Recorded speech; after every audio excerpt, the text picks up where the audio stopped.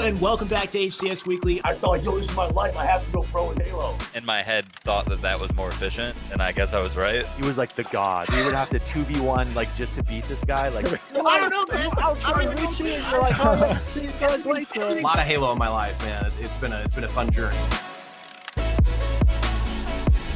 I love it. Hello and welcome back to HCS Weekly, your weekly destination for all things HCS. Today's episode is a special episode. We're going to be interviewing Saiyan today, who's a great pro player. We've had him on previously as well, but the focus of this episode is going to be kind of unique. We're looking at our Halo Infinite wish list. We're talking about absolutely everything, and I mean everything. I have a massive list here about what we want to see in the next Halo title. So get ready, guys, for a massive discussion, and make sure you stay tuned because at the very end, we're going to have a live Q&A. So you can ask questions, you can add your own information, and just keep this discussion going. It's going to be a great time. Of course, if you're also here, we are giving away our Grassroots skin and nameplate as well. Make sure to type !Grassroots in the chance for your chance in the chat for your chance to win the contest. I'm getting all tongue-tied already. And we have our news segment for today, but unfortunately, MattyRums is not here. Apparently, he's got some issues with the house back at home, so I will be reading the news for the first time. Thankfully, we've got a bit of a light news week here, but let's get right into that before we jump into our Trick Jump segment. Our news updates for today, we've got DreamHack Dallas photos. These are taken by Muggsy. I haven't seen these yet. Tony, do you have these? Can I see these? Oh, here we go. There's Frosty BB. How's he doing?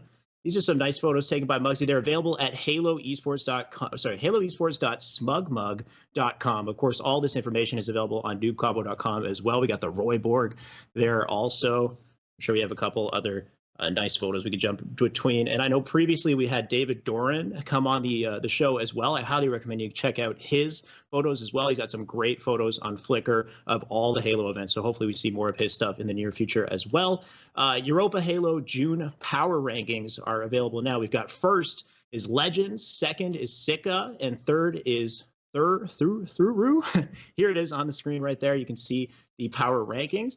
Is Batchford not in there? Batchford's slacking. I'm not sure where he's at. I know he's been grinding Halo 3 a lot previously, so maybe he's trying to make his way in that game for now. But this does not include players on previous month's rankings that did not compete in this month's tournament. The next tournament is the Summer SWAT Off, which is this Saturday. Also available. The information is on noobcombo.com. The Halo Bowl 3 has been announced as well, and there's going to be a graphic for that right there. It's a 4v4 tournament featuring members from different Halo podcasts: Drunken Halo, Podtacular, Podcast Evolve, HCS Pro Talk, Gaming Under Fire, and Halo Conversationalists. And yes, they asked us at HCS Weekly if we wanted to be a part of it. My bad, guys, at the HCS Weekly team. I never told you. He sent me a direct DM, and I said yes, and then I didn't fully think. Yeah, Tony just says, wow. Honestly, he said yes, and I'm just a yes man sometimes without thinking about it. I said, yeah, sure, I'll make it, and I didn't realize how it was structured. Apparently, I needed to put together like a full 4 squad, so I guess it would have had to have been me, and then Tony, I guess you, and MattyRums, and Clearly. That probably would have been the squad right there, but I'm not sure if we can still figure it out. Anyway, it looks like they've got that set up. It's hosted, streamed by Mudcat at mixer.com/Mudcat. We've got benefits gamers outreach as well. There's 7K raised to date and 4K goal for this tournament as well. So pretty incredible. It's helping out in so many different areas. God damn it. Is that clearly saying God damn it? Sorry, guys. I'll go back and talk to them. Maybe we can still shove ourselves in there last second. It's June 22nd. So literally this weekend, 5 p.m. Eastern. Once again, more info at noobcombo.com. We've got tournament results as well. This week's tournaments, we got the Carolina Gaming League Halo 3 2v2 results. First place was Shotzi and Fallicated. Nice to see them competing there. Their team name is IC. Second place, Rat Pack, Tusk, and Gun Type. Third place was Ballsack. Sweet. Dragonite and Heaven coming in third place right there.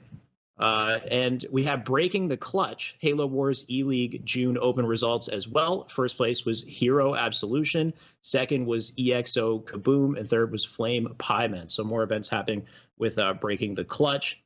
Speaking of events, we've got some events this week. Of course, coming up Saturday, June 22nd, is the Halo Project Basel H5 FFA. And then, like previously mentioned, we have the SWAT Nation Summer SWAT Off as well. So that'll wrap up all the news for this week. We'll be back next week with MattyRums, and he can help me through the news segment so I don't got to read it off first glance just like this. But let's jump into our next segment for the day. I'm excited to welcome ClearlyMe with our Trick Jump of the Week. How's it going, Clearly? It's going good, man. How you doing? Nice to see you. Am I frozen? Am I just Yes, sitting here? Can you hear my voice? But I'm just sitting there frozen. Guys, Yeah. I can't see it until now. Now I see a frozen picture of myself with like a half. Yeah, how do we fix this? Is this my bad, Tony? I don't know. I don't know. You are frozen in time, but I can hear you just fine. Is this so? Okay, so I'm gonna just talk to clearly without. All right. What we will do is we'll finish the. Did I disconnect? Okay, we'll finish the trick jump, and then I'll get out and come back in, and then we'll try it again with Saiyan. Clearly can handle it solo. All right, clearly. What do we got? Show me the trick jump for the week. All right. We got a trick jump on Guardian this week. It is a simple little edge.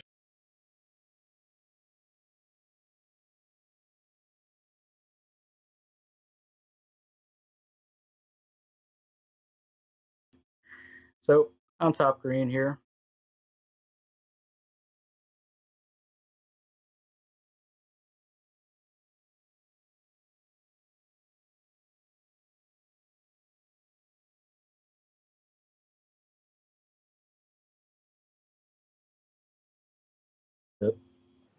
But there's this little crease on the tree that I'm smacking, and you momentarily tap the crouch button and jump at the same time, and that allows you to momentarily in time run and jump towards the tree and continue to the spot where I am currently.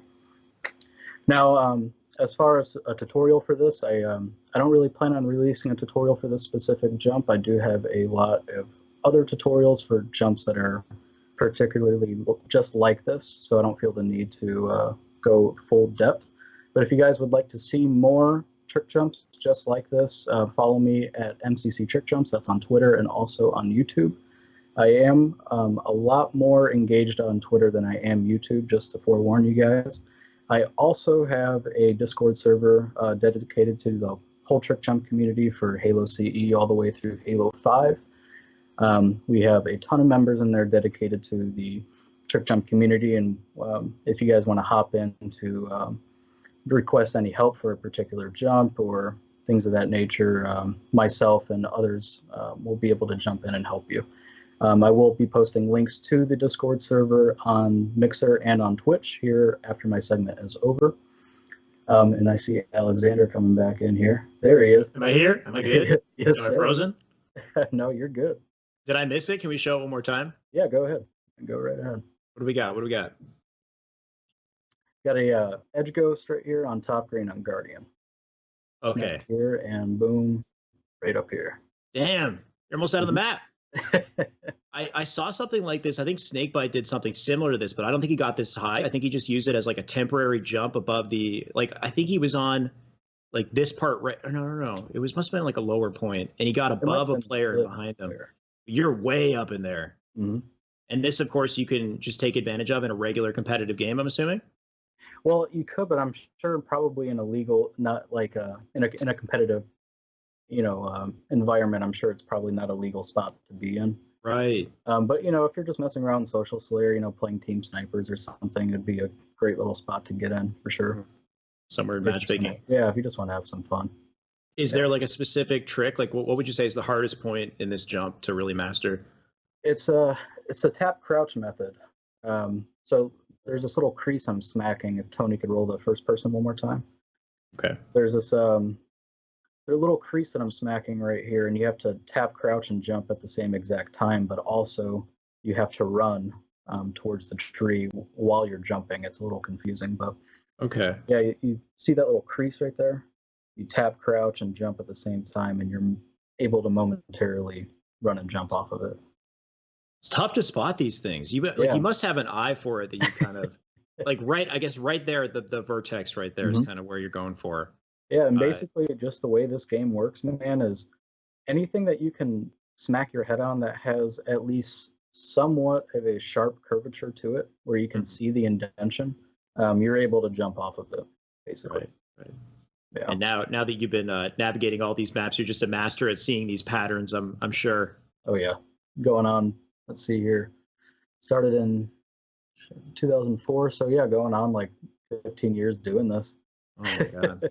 And I know you still. Last week we talked about this secret jump that you have that's apparently insane, and we got to wait a whole year for it. Yes, that's still happening. Of course, man. In the background, okay. Yes, sir. Well, I'm doing that community video where anybody can submit clips to this thing. And I'm also working on a solo project. So all the clips that I have of myself within this community video, I'm releasing a solo project of all my clips from that video. And I'm going to be posting that after the community video, which unfortunately I will be finishing this solo video before the community video. So I'll have this nicely edited video I can't release for half a year. Right. I don't know how you're holding out on that. Like I said, I wonder if somebody's going to find it, but apparently it's just one, like nobody's going to get this jump. This is like the most secret. It's so ridiculous that it's ridiculous. I'm not even. Does it involve pylons?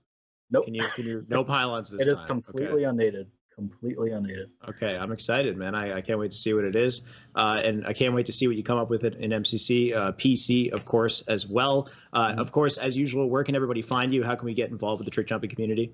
That's going to be at MCC Trick Jumps. That's on Twitter and on YouTube. And I already told everybody about my Discord server, which I will be linking again on Mixer and on Twitch after my segment is over. Awesome. Yeah.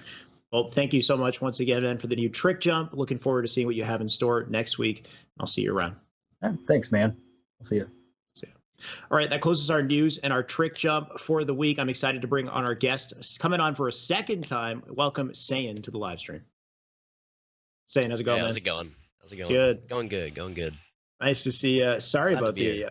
Yeah, I don't know what happened. Apparently, I'm like lagging. I dropped out. Hopefully, none of that happens. We start the real kind of show and interview now. I wanted to get an update on how things were going with you as well. Apparently, you've been doing some traveling. Oh yeah, made my way out to the DreamHack Dallas. Here Just it for is. the not even just the weekend, but I definitely was there, of course, primarily for the H3 tournament. But stayed there an extra few days just to sightsee a little bit. So it was nice to not be there just for the 3 days and explore the city that I'm actually traveling to. Because even though we get to be in the city as a competitor, we never really get to just sightsee. Not really. We don't have the time to. So it was very nice just to walk around, check things out. Right. And yeah, I completely agree. Even when it comes to like casting, like I'll tell people, oh yeah, I'm traveling over. Actually, you know what? The Austin, Texas event was pretty sick. We got to do a little bit of walking around and exploring like South by Southwest. But usually it's like, oh, I'm going out to St. Louis, and it sounds exciting, but really you're just going to like a convention center in the middle of nowhere. It might as well be like anywhere in the world. It's not really like pretty much. Yeah, you don't get to really enjoy the environment. So good that you got to. And I guess you were just a spectator for DreamHack Dallas. How did that feel? Kind of not being competing. It definitely. Once I was there watching the Saturday, Sunday games when it was heating up, it was definitely like, man, I just want to be competing again. I even told my girlfriend that. I was like, just watching, it's just like, I want to be on that stage making the plays right now. But it's still great to just at least spectate and watch the people that know how to play the game very well. It's very exciting. No matter which Halo it is, I still enjoy it very much. So it was a great experience just being a spectator this time. Are you really close with any of the guys there? Like you go way back with some people. I know you and Trippy were pretty close. Oh yeah, yeah. I really, of course, as a spectator or as a competitor, and I know this. Whenever you're there for the game. So I got to take some moments and say hi and maybe give somebody a hug and talk to them for a few minutes. But they're there to play the game and try to win the tournament. So I was able to catch up mainly with the people that are producing or just some people from 343, like Tashi, for example, who was there. Just to sort of be there for the event and just catch up a little bit. So it was a good visit in a way. Awesome. Right. So I guess it's not like a total backstage pass. Like you get back there, you're right behind your old teammates' backs and watching them play. No, it's not this time. Got to give them some space. Yeah. And not only that though, it looks like you're doing a little bit more traveling as well because apparently you just signed up for Halo Outpost Discovery. Yep. However, I am in the Orlando area, so it's just right on my back door. So probably be another 20-30 minute drive, but it's just down the road for me basically. No real travel days or anything like that, but I'm excited to check it out and see what they have to offer because I really don't know. I didn't expect it to be a 3-day event basically, almost like how competition is. It's like an entire weekend and there's different the competition revs up, but I thought it was just going to be like you get a 1-day pass and each day is the same thing for 3 days, but maybe they have more things in store each day. So excited to see what's up. Yeah, that's what I was going to say. Like any idea what they're going to have there? Because I don't know either. I don't think they've shown much content. They kind of talked about it. I think there's like a VR experience or something as well. So some pretty cool Cool stuff to look forward to there. Should be exciting. I wish it was in Canada. None of it's in Canada. Hopefully, if it like totally pops off and they like the idea, maybe they can put some more in Canada at some point in the future. But definitely a really cool initiative there. The other big thing was we just had E3, of course. E3 was a very exciting event overall. Before we get into the Halo Infinite like trailer that we got to see, what did you think of the Xbox conference? Did you catch the whole conference? Was there anything specifically you're looking forward to? Yeah, I definitely checked out the entire conference. I was streaming it or co-streaming it, is the way they put it, and I was watching just about everything. I would say there are some things that caught my eye, of course, like everybody. Cyberpunk 2077, that's the one other big title that everyone's very much looking forward to, and sadly, most of the games had no gameplay or very little to go off of besides just some cutscenes. But nonetheless, still gets you pumped. And Gears 5 looks great. Afterwards I saw some gameplay in it. Looks like Gears, looks good. I mean, more of what people love. So those are probably the two games on my mind currently. Besides that, I don't really remember too much. And then of course, Halo Infinite. You think Gears looks good? I was actually going to ask you about Gears. I'm a little worried about Gears 5. I don't know if you've seen some of the gameplay. All I've really seen of is just that mode that they talked about. Mainly just the aspect of that mode I think is interesting. Hopefully it didn't take over the Horde mode or whatever other modes they've had in the past, and hopefully it's just more, not just taking away and then adding, but just adding even more some to that. I think it's interesting and something that's new that could definitely innovate a little bit. Hopefully that piques somebody's interest in some audience for the Gears community, but I'm definitely going to be looking forward to seeing some just actual gameplay, because I have not seen any actual gameplay. I don't know if they showed that of like multiplayer. I haven't seen everything yet. I know they had a sit down with IGN where he was talking, Rod Ferguson was saying that this Gears game, they're not playing it safe, quote unquote. And for some reason, it feels like they're playing it safer than they ever have. I don't know. Like, it seems very similar to Gears 4. Apparently they toned down the gore, which I feel like should have got toned up. They have health bars above the locusts in that specific game type. I don't know if it's across the game. And the Crimson Omen, when you take damage, just doesn't look as good anymore. But anyway, this is not a Gears show. But I'm a little worried about the reception from Gears. People are saying it looks kind of like Judgment, which is not a good thing. Yeah.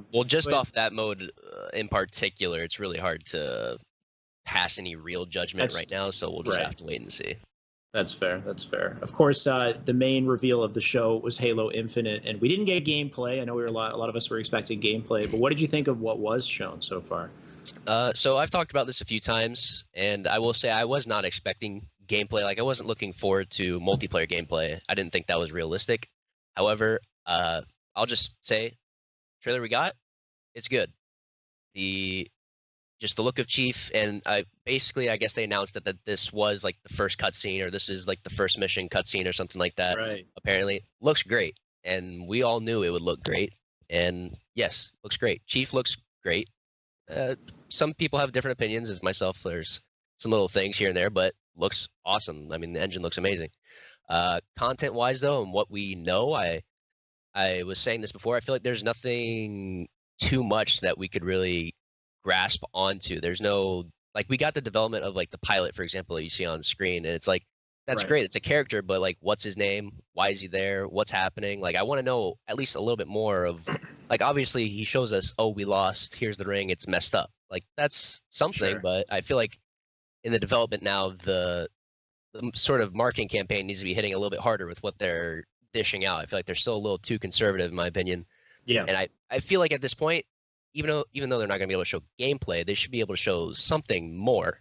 And what I said was, like, at least show maybe some weapons, some grunts, some elites, just the enemy, Cortana, anything like that, where at least I feel like this is just enough to get people hyped. And it's like, no matter what was shown, if you like Halo, people are going to be hyped no matter what.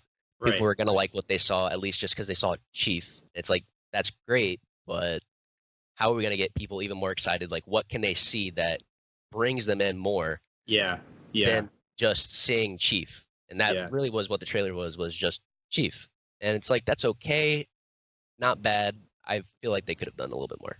You're right. They didn't necessarily have to show gameplay. If they took it like just a step farther and they put the BR, a new model of the BR, and it looked kind of like the H3 BR or something, looked friggin' sick. Like people be popping off about that, or show a couple enemies or something like you said. Yeah. I understand the safe choice in not showing gameplay yet, considering we're a year out from release. Yeah, and absolutely. if they show one sprint mechanic or thrust or something like that, then the internet's going to be on two sides, and we're going to be arguing. Whatever it is, it's just a discussion start, and they can't bring follow-up information and content immediately, with just considering how far out they are from the release. So a bit of a safe approach there. I feel like the biggest thing was just kind of the precedent they were trying to set with the trailer and the coupled Waypoint article as well, just trying to say that we're kind of back for the fans. We're bringing it back to the classic Chief that you know and love, and the sounds as well, getting that like kind of iconic shield recharge sound and having that come back. So that's exciting. It's a little interesting though, because it kind of begs this narrative that the entire game's going to go back, take that shift back to classic, but campaign, what we've seen here, may be very different from multiplayer. So we're still in that dark area there. Now, apparently the Chief looks good, but he's almost perfect. You retweeted something recently about a bit of a design change on Chief. What do you think about this? Yeah. They got rid of his color. Yeah, that's what I was talking about. It's like, I don't even mind the color of what Chief looks like. I think he looks great. Like the design, I said myself, I think it looks awesome. Like it's back to that original art style and that just look of Chief, and he looks like a badass. Yeah. It's just I don't know if it's just the texture, the rendering, maybe it's still a little too early, but it's just, I feel like whenever I see it in that darker form, I can see more details, more scuff marks, like the light bouncing off in certain areas that just sort of, it just feels like I can see more detail whenever I'm looking at what we got. I can see the one scuffed mark on his chest, but I feel like that's it. And it's just like that detail, that layer to his armor that I feel like is kind of missing. And I don't even think like that, like I said, it's not the color itself. That's just more like the small, finer details to the armor that I feel like is somewhat missing. But it's, like I said, it's very small. It's very nitpicky, but it's like, I'm pleased enough to at least see a great looking Chief in that way. And then it's still Chief. So. Definitely. I think the big difference is kind of just like a gritty realism that comes with having it in that darker shade. And I see how you like people like that. Though I find the bright color is kind of a nice homage to classic Chief. I think that's what they're going for, is like everything about it, even though it's not really kind of what is realistic or whatever it is, maybe he pops a little more. Yeah. But it really shows the fans like, damn, that's a bright green Chief. That's the the Halo 1 Chief right there. Yeah. So perfectly fine with that color. It's like I said, it's not even just the color or the style of design. It's just the detail and the it feels like it literally looked like a plastic block in some areas, just because there wasn't much else to it. Like looking at his chest, the shoulder pads and the shoulder pads and stuff, it's like it just looks, I don't know, it looks just tacked on and not like worn in a way that makes sense. Like it doesn't feel like that, or it doesn't look like it's a piece of armor to me, for most of it at least. I don't know. Yeah. Especially because he just came out of words. Yeah. And he just came out of floating in space, like full of chunks of chip and stuff around him, and he's in relatively pristine condition apart from the chest scratches. But I feel you. So as far as today's interview, though, last time we had you on, you went over your history as a competitor, both entering competitive Halo 5 and then quickly becoming a top player, making your way into some of the best teams in the league. You then jumped over to Halo 3 briefly. You were playing for Elevate at the time of the interview, but you since stepped away from your competitive grind, and now for now at least, you're on a different grind. You're part of the HCS Grassroots program. Congratulations on that, man. Tell me a bit about what you've been up to these days with the content. You seem to have things down to a very dedicated, organized system, and you picked up a lot of traction so far. Yeah. I feel like I even tweeted it out last night after my stream, my most recent stream. I feel like my numbers and support just entirely from every front has been picking up a lot more. And I said it at the very beginning, I figured there was a lack in content and someone that was very much like the face of at least Halo 5 for now, even though it's still, of course, not as popular.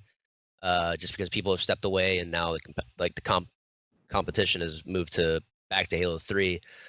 Someone I felt like could fill that void, and I thought that was me. And at least now I'm very dedicated, like you mentioned, with the schedules. And even though maybe there's a day here and there where I get on a little bit later or I just miss completely, I'm at least still on 4 to 5 times a week. And I feel like that consistency is what really has garnered the support, and honestly, it's made me enjoy the game even more, making content. just like that drive to like entertain right now. And even though like that competitive desire is still there to compete, it's like nothing was really setting me up for the future. Just competing in Halo 3, maybe still placing top 8, top 6. Right. I feel like I maybe could have. I think I could have been at the top of Halo 3 if I had the team, had the time. I would have put in the time, of course. Right. But the sort of result, the reward for putting in all that effort, I feel like in the long run won't match up to building my brand, building up this dedicated sort of community that I'm trying to garner with the modern Halo right now, because obviously there's a lot of support, immense support for classic Halo. So it's like we need everybody on board for the future. It can't just be one or the other. It has to be everybody. No matter how the finished product is for Infinite, it's like, let's just get as many people hype and suited for whatever Halo comes in the future. Yeah. And they have content somewhere, somehow, from anybody, whatever game. I like the business mindset here. There's a little more to it, right? You're like, Halo 5 is a bit of a blue ocean right now, so I'm gonna, try to be the face of Halo 5. You are kind of the main pro player that's still playing it too. Like you're top level player and you're still playing it, like dedicated playing it. So you're hitting some of the nicest clips as well. Totally dominating the space right now. I think you're averaging like at least 100 viewers most of the time. Like you're breaking that 100 cap a lot, which is pretty excellent to see. And yeah, like you said, the schedule, I think that's one of the biggest things. You're like the same time every day. What's the schedule right now? Just about. I had like for a while it was in between. I was starting like 5 or 6, and then like there was more days where I was getting on later. So I was like, all right, I'm just gonna cut 5 or 6 o'clock. So then I swap it to 7 o'clock. Now I still want to try and be on around 7, but I still usually get on around 7:30 or 8 o'clock. I usually want to be off by midnight. However, more recently I've been extending the time even later just because I'm enjoying it. I'm getting a lot of support. A lot of people are in the stream, so it's like, well, why get off when I have 120 people or however many people watching me? I should keep it going so that they come back again. So usually it's that 7 to 8 o'clock hour, like that period that I'm trying to get on. And then 5 days a week. I take Tuesdays and Saturdays off primarily. Yeah, I really do think that's one of the biggest things. Of course, like the talent speaks for itself. You're very well spoken as well, and you entertain the viewers. But just the consistency of being on at that like same time or within that same bracket of time for 5 days a week. I think you have like 2 days that you take off. I think that's like so huge because people expect to see you at that time. They come on, you have a consistent viewership, and then that like keeps building from there. And of course, it wouldn't just be the stream if you didn't have stream highlights as well. So you're also posting on YouTube now, and that's happening regularly. How does that work out? So YouTube is kind of in a weird spot right now because I put so much more effort really with the streams and being much more consistent with that. However, I've been trying to at least, like I talked to my editor, Bump. I'll give him a shout out. Shout out to Bump, Yeah. He does good work, and we try and talk about some stuff here and there about video topics and what kind of schedule we can maybe work on. I try to tell him that I want to try and maybe do like a sort of like tip video or something that's a little bit more direct content, and then having stream highlights maybe every 2 weeks or something like that. Kind of still a little loose because it does fall on me to then take even more time out to start recording these videos. So it comes on me for slacking a little bit here and there, but that's usually what I want to try and do is 1 to 2 videos, mainly 1 video a week. And I was talking about, just to give you guys a heads up, that I'm going to try and maybe start doing like HCS map breakdowns in the future for Halo 5 for all of the HCS maps and make it sort of like a series. So stuff like that where I record maybe if it's going to release on like a Tuesday, I'll record Saturday or something like that, and then Bump can edit, and then it's up, and then next week do the same thing, and then maybe have an extra upload of stream highlights or whatever else comes to mind if I get it recorded. So that's currently sort of like a flimsy schedule. It's not too solidified yet. I'm still trying to figure out my mojo with the YouTube content. Right. It's kind of a tough space to break into too, especially when it's like just Twitch highlights as well. You do need to have that variety of content, and you've already got like such a rigid schedule for the Twitch. So it's like, how do you work in the other stuff around it? So I understand that. Before we talk about that a little more, let's show some of these highlights because some of these are pretty damn crazy, dude.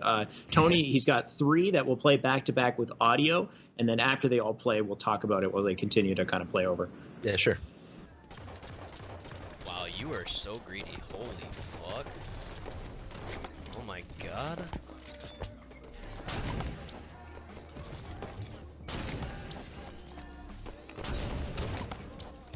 No. Oh my god. No! Oh, that was so sick.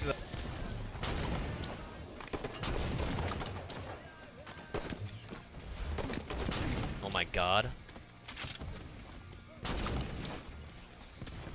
No! Dude! Come on! It was all there!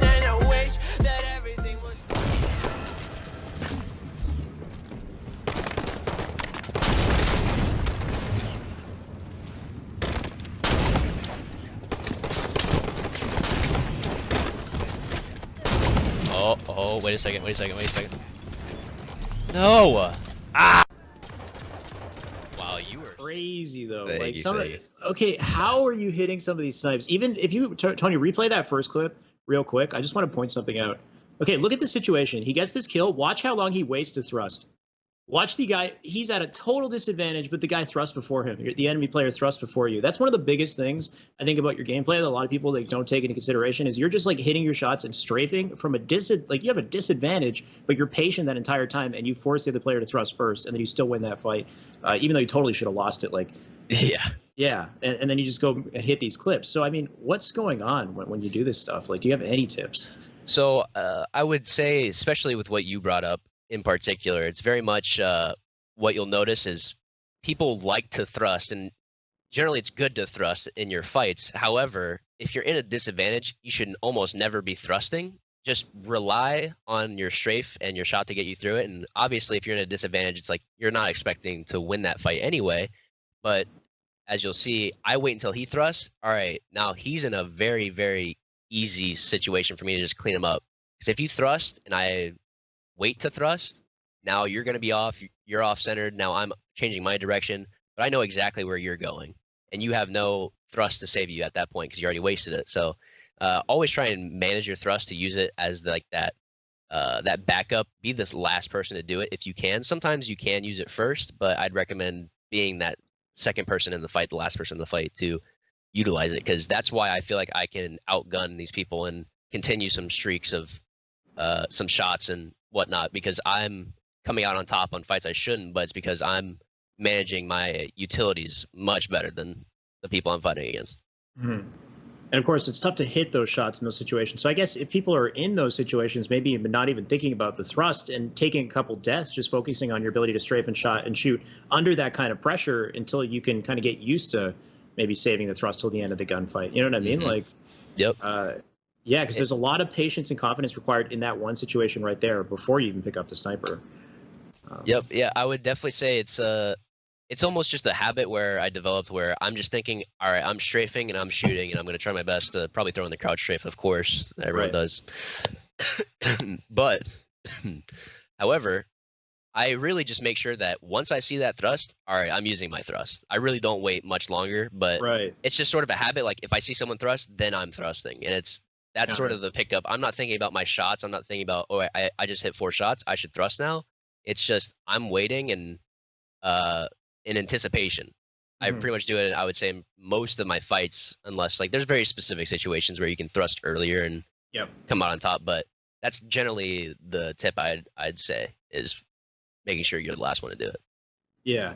And when it comes to those snipes, though, sorry, Tony, maybe even to just bring it back, I find something that's so difficult to do, especially when you're using your right stick to aim down sight, is quick scoping. Like, you're hitting some very accurate quick scopes. I think a big part of it is how close the reticle is to the enemy when you do scope in. But look at this last one right here. Like, anything that you could say, and it's probably really hard to explain what's going on here, but how do you snap on and quick scope like that right there? Maybe even just that period of time before you took the shot where you're kind of lining it up in your head, or... Yeah, it's just that anticipation of, well, of course I didn't anticipate him to be there, but once I did know where he was, I'm not swiping all around. I just try and center my aim as close as I can to where a person's head will be, which it was. And then you quick scope, and I feel like from there on, he just walks into it. I'm really not using my right stick that much. I barely tap the stick just to at least align myself close to him, and then he walks right into it. So it's very much the lining up, the pre-aim, that is a big effect on how well and how consistent you can land these kind of shots. Right, yeah, so a lot of it comes down to the aim before you scope in, where you've set that reticle. That was pretty nuts, too. Yeah, so that no scope right there, as I mentioned, it's just, I barely tap my right walked stick. into it. Yeah. You just I walked shoot in. right as I'm going right around the corner, and he's just standing right inside of it. Yeah. If you go to the eating clip as well, I like how you take some of these angles. Like if you jump over the next clip, right after this guy. There you go. And then for the second kill right here, see the specific spot that you're standing in where you know that you're cutting off the angle on top of the fan. So you're forcing a player to come around the fan or drop down. And that's a situation where they probably wouldn't have their reticle ready for a gunfight. Whereas if they're standing on the fan and scoping in, they're ready for you to come around the corner. So you kind of force them into the situation where they have to react quickly. They're not expecting that snipe to come in. So I like the spot that you're standing in, very specific, the location of your reticle, like a lot of that. These are the types of things I think really kind of go into this play. This is just, you just shit on him so hard. Yeah, the whipping the no scopes in this game is definitely a very particular skill at the highest level. Like almost all the pros you have to have a decent enough snipe, and I've done it enough now that I'm very confident in hitting these no scopes. Just there's just a certain feel that you acquire once you do it enough, and that's what I'd recommend if you want to ever try and get better at hitting these no scopes. It's just you have to start taking those shots and you have to go for it. I mean, I hit that one sick clip, but there's probably 10,000 other snipes I missed beforehand going for those kind of no scopes. But as long as you just try and attempt it, you just you learn, you lose, and then you learn from then on. Yeah. Sorry, Tony. One more time with that no scope there. I'm loving the deep analysis dive here. I got one more thing about it because and this is I pointed this out multiple times on my channel, but it's also the little adjustments that you make to put yourself in that. So go back to the eating clip if you can back it up to the no scope right before that. Right. Yeah, right here. Watch the two adjustments. There's 1, 2. Like so. You kind of put it. You set it within a range where you know you can confidently make that flick work. So right there, that adjustment, and where you're kind of taking that time to react to his position, where his head is, I feel like that's a big part of it too. But yeah, there's definitely just kind of a skill that comes with it and a lot of practice. And yeah, so really with that sort of that what you mentioned right there is very good. Is I set my reticle up high enough because I see him jumping, but I'm waiting to see if he thrusts, and he's not thrusting out, and he's landing more shots. So it's like, all right, I'm going for the shot, but I make the adjustment so that I barely have to touch that stick. Right. Enough. Yeah. Because it's just those micro movements that you really have to manage if you're trying to become a much better player. You have to be able to make these small adjustments, and that's what secures those kind of snipes and even pistol shots primarily, because of course that's what we use most of the time. But that's what that is those very, very small adjustments, but setting yourself up so that it's the easiest route to getting those kind of shots with the angles that you're preparing your reticle for. Yeah, just kind of like the farther that you have to flick that reticle, the harder it's going to be to land that shot in that kind of quick scenario. Love that, man. Do you have your controller on you nearby? I know you have a little video on your Twitch. You guys, if you type !claw on Saiyan's live stream, you can see his claw and how he has it set up, but I'm going to bug him here and see how you got it set up. Okay, so I'll turn around a little bit for this. So, hold the controller. It's a standard controller. Yeah.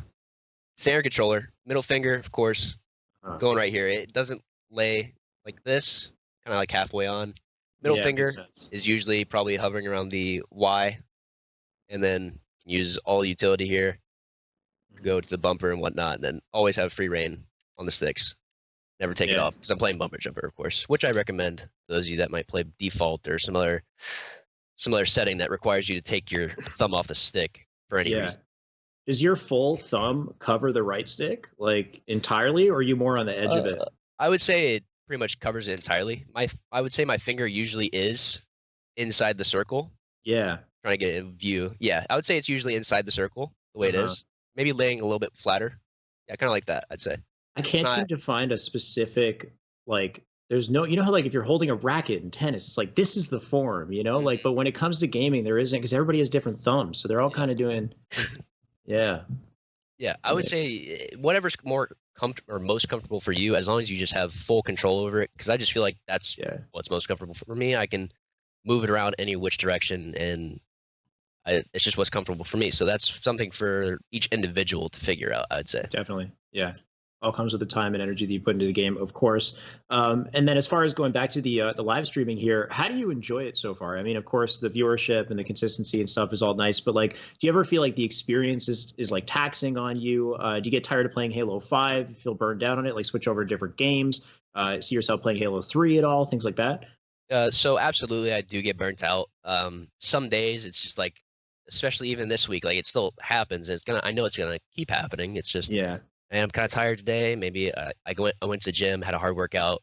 I'm just not feeling it. But then I think like, oh, but I know people are looking forward to me being on, and I know I've been getting a lot of support. So it's like I need to keep this up. I need to keep the content going, even if I don't like it. And then like just that night alone, maybe I happen to get like the other night I broke probably the most viewers I've had without like a host on my own. And it's like, Right. well, if I didn't get on today, I never would have had this happen. Or maybe it happened another day, but that's just like a what if situation. But it's happened enough now that it's like I really should just stay consistent for my sake in the future, because I know I'm going to appreciate myself later down the line for staying so consistent.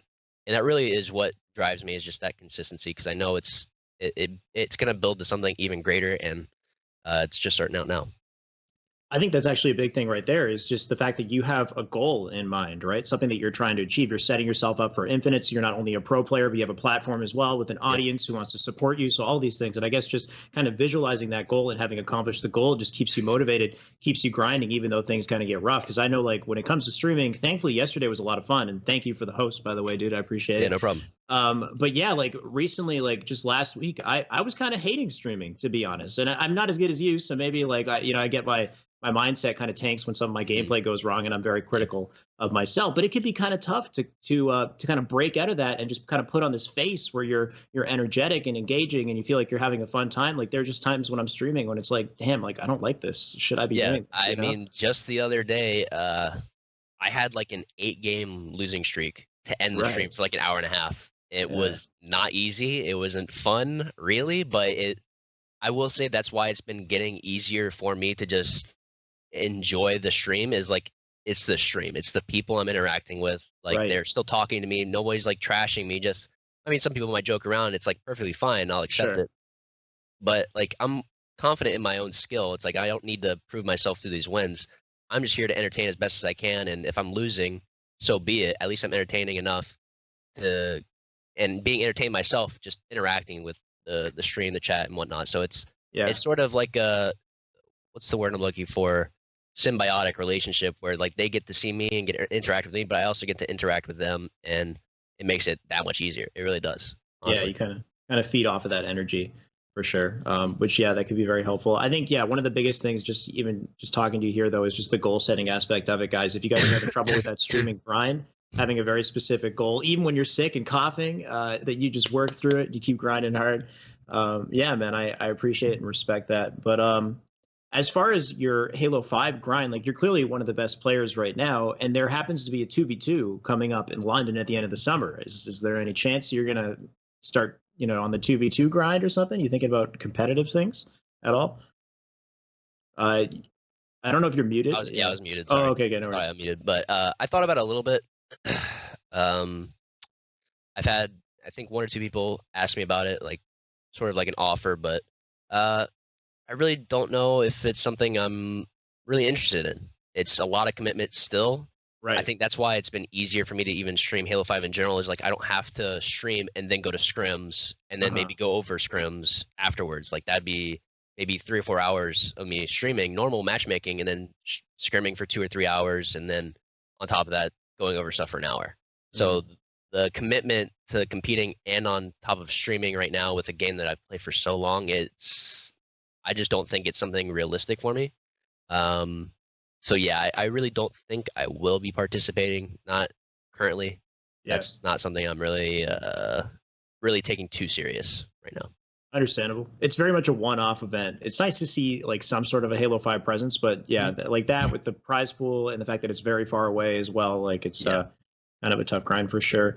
Last question before we get into our main topic of discussion. We got a lot to cover here, but you also, of course, have your Halo tips videos. You said that you got some stuff coming out there. Yep. How do you feel about content creation in the Halo space right now? Do you feel like it's a good time to be creating content? It seems like kind of a tough time for everyone. I would say do literally anything for Halo. Get anybody at all to just start watching. And this is why I think it's so good right now, is because there's so few people doing like what we're doing and making the content. It's like this is the time when the community is so much smaller to start building a base. Because I'm telling you, if you're waiting for Infinite to start streaming, you're gonna be shit out of luck. Part of my terms, but when you have, like, for example, maybe Ninja stops by with 100,000 viewers and you're sitting at 0 for a brand new game. Get those people watching you now. Start making content. Develop that community so that people are, even though like they had that opportunity to maybe watch Ninja, it's like, well, I've been watching this guy for 6 months, maybe a year now, because it's so far out. Why not? I kind of want to watch him, because like you start to associate with him. Obviously, like that's why so many people like enjoying like streams and whatnot, is because they enjoy you as a person as well. So that's a big deal, and you should be starting when the community is so much tighter right now, tighter and smaller. So it's just I would say it's better for building right now, and that is the right time. Yeah, that's true. I mean, look at the grassroots program, for example, as well. Like the size of our channels and the fact that HCS, the company, like they're supporting us and our content. Yes, we've been kind of at it for a little while, but none of us are very large. I mean, some of us maybe more than others, but like I've got about 5,000 subs. Reclaimer has about 5,000 subs on YouTube. Like none of us are really like massive in that space, but we're getting support by the company. And when the game comes out, it hits thousands and thousands and thousands of viewers. Like that's a big jump forward. So guys, I mean, you start grinding, yes, it'll still be a tough grind, but you don't actually have that far to climb by comparison to another game that might already have like a massive audience in their partnership program or whatever they have. So a lot of good opportunity. You're right. It's kind of like a blue ocean right now. There's a lot of good ways to get involved. So hopefully we see a lot more content coming up. I know we got a lot of good things. I know Paradise Halo has been grinding a lot as well. They got some really high quality content you guys can check out. But speaking of content, speaking of Halo, let's get into this massive discussion. I've got a huge list here. So on your YouTube, you have a video titled the Halo Infinite Wishlist, which is a great video, by the way, guys. You can check it out on Saiyan's channel. You cover most areas in Halo and what you like and you don't like and you want to see in the future. So today, I figured we're going to dive back into that topic, and we did something like this the last time I had you on as well. We're going to go back over the stuff you touched on in your video and more. So I've got tons of stuff here. I tried to get very in detail. Guys, if there's something that you feel like I missed in the discussion, feel free to ask it in the Q&A. I don't have MCC PC in here at all, so maybe that could be some of your Q&A questions as well. But I've tried to organize it in separate sections here. The first thing I have is content on launch. So one of the big things that you brought up in your video was that we can't have another Halo 5 scenario as far as content goes for the release. That being just Warzone and Arena was a very narrow selection of options that they had off of the rip. Something important to have is a working theater and forge mode. So let's kind of start with theater. What do you kind of hope to see with Infinite in the theater mode? I mean, plain and simple, theater needs to be what I'm experiencing in game. It's nothing close to that right now. It's just so out of left field with what you see and what you experienced. And it's like, maybe there's a shot here and there that I wanted to see. Like, did I really miss that shot? Or I want to improve on this, but I can't really tell, especially for like mechanics and in game. It just shows something not anywhere close to what you were actually experiencing. So it just needs to be as close to what we were experiencing in game as possible. Besides that, I really can't think of much else. It just needs to be crisp. It needs to be what the gameplay is. That's definitely the biggest thing, especially because they have a spectator mode that's kind of consistent with what you see on theater. I'm not sure what it is exactly that makes it so off. It's something about like they're showing the server side gameplay or something. I don't know. I've heard some lingo around it, but ultimately, yeah, your shots are not connecting where they should be. The registration doesn't look right. There are shots going through walls that, like on the the camera on the theater, that obviously didn't happen in the actual game. A lot of that stuff kind of bogs down the experience. On top of the fact that it feels like the Spartans are moving in slow motion on theater as well, which that's just horrible to see. Like it's not a good look. And when you have commentators like casting over that experience, it doesn't really help bring a lot of viewers to the game. As far as kind of some of my issues personally, somebody who's been analyzing it, I feel like just the general controls, like having it be very precise, having a precise rewind functionality. There's no rewind. That's so difficult. Weird. Pressing back and then having to restart to the very beginning of the video, just kind of being able to just pull the left trigger and rewind like how you pull the right trigger to fast forward. Yeah, and then which would be great for like collaborative content and stuff like that. So having multiple people join into one theater together and be able to watch and talk about the action, I think that'd be great. cool I would too. really enjoy something like that. Yeah, and then we can create content around that, and that really helps Halo. Easier navigation as well, like being able to kind of get behind a player, and if that player becomes highlighted in a specific color, you can snap into his perspective and then break out and then move somewhere else, snap in. I think stuff like that would be kind of cool to be able to do. Yeah, like what you mentioned with the with multiple people coming in, I really hope something like that, because they're very esports centric with their focus on multiplayer, especially ranked multiplayer at least. Yeah. I really hope to see something like that, because it really, really sucks whenever, like, for example, as on a pro team and we're trying to go over scrims or something that we noticed, then all 4 of us have to go into theater, all 4 of us have to go to the exact same time separately, and then it's like, all right, 1, 2, 3, press play. All right, and then now we watch and then try and dissect, but maybe we're still off a little bit, and maybe we're not watching the same POV. So it's like, I really hope that's one feature. Okay, now that I'm thinking about it, I really hope to see a group theater where maybe even one person's sort of like the master of the camera, and take each person through. And I think that would be very helpful. Just if like anybody's ever doing lessons or talking to a friend about something that they can improve on, like that would just be very beneficial to have somebody in control that can see things that you don't see. In the future. Yeah, I absolutely agree for so many elements. And like you said, for teams, which I didn't even think of, like you guys are going over scrims, that's a perfect example there. And of course, I mean, we're lucky to have a theater mode in Halo. It just happens to be something that's been there since like Halo 3. So, now we kind of all expect it to be there. It's more of just what we wish to. So it's not as much of an expectation, but more a wish list on this stuff, guys. So I'm not saying like, oh, they screwed up here or whatever. But let's jump into Forge mode, because this was a big one, because it wasn't even there at the launch of Halo 5. So yeah, like what would you say about that? I mean, it came in, and when it did come in, it seemed like it was pretty solid. What do you think of it? I mean, that's the thing. I believe the game came out in October, and I think the Forge update came out in like December. I want to say it was just months after the game released, and it was something that was already in other Halos from the drop of the package. Right. And it's just like these things are expected out of Halo games now, and it's like they need to be functional. They need to be ready. Don't ship the game if these things aren't ready. I think people really now in the past few years, especially with all the games that have come out, such as Destiny, like as a prime example, it's like, don't give me the game if the content isn't there and you're going to sell it to me or repackage it to me at a later time. It's like, I want the game when it's ready. And I think they finally realized that with how we're getting Infinite now, in particular, and probably other reasons, but I really hope that with all this time in for the future that they now have to work on Infinite, everything should be there. Forge, sadly, was not there for Halo 5, and I really feel like that, especially for a community, because like Forge community, like that's a thing. And it's crazy how many subsets of Halo, and they all have their own communities. That's the wild thing, is like I kind of understand, like it's a large project, an undertaking for 343 to be like, oh shoot, we need all of these things, because Halo 3 had all these things and they were so good, and now it's just keeping it going, Yep. Yeah. Yeah, but it's just that expectation. It's like if a game came out in 2007, it had all these aspects to it. It's like they need to be there for these newer games and functional. They need to be there. Like that's a thing that's a precedent that was already set, and it should stay that way. It should remain there and functional in the future. Yeah, definitely. And I mean, once they got Forge in Halo 5, I felt like they did a pretty good job with it. There was one crucial factor that I feel like needs to be ironed out somehow, and it's just the fact that Forge built maps seem to have some sort of a latency or frame rate issue coupled with them a lot of the time. So like, I guess they had to be really careful about how they made the maps to avoid things like this. But just the fact that that exists makes it really tough for competitive play, because of course Forge becomes an important part of the game. And we'll talk about that a bit when we talk about playlists and how much they can make and how much should be done on Forge and whatnot. One thing I really hope to see in the future, I don't know, I can't remember if I mentioned this on streamer in the wish list video.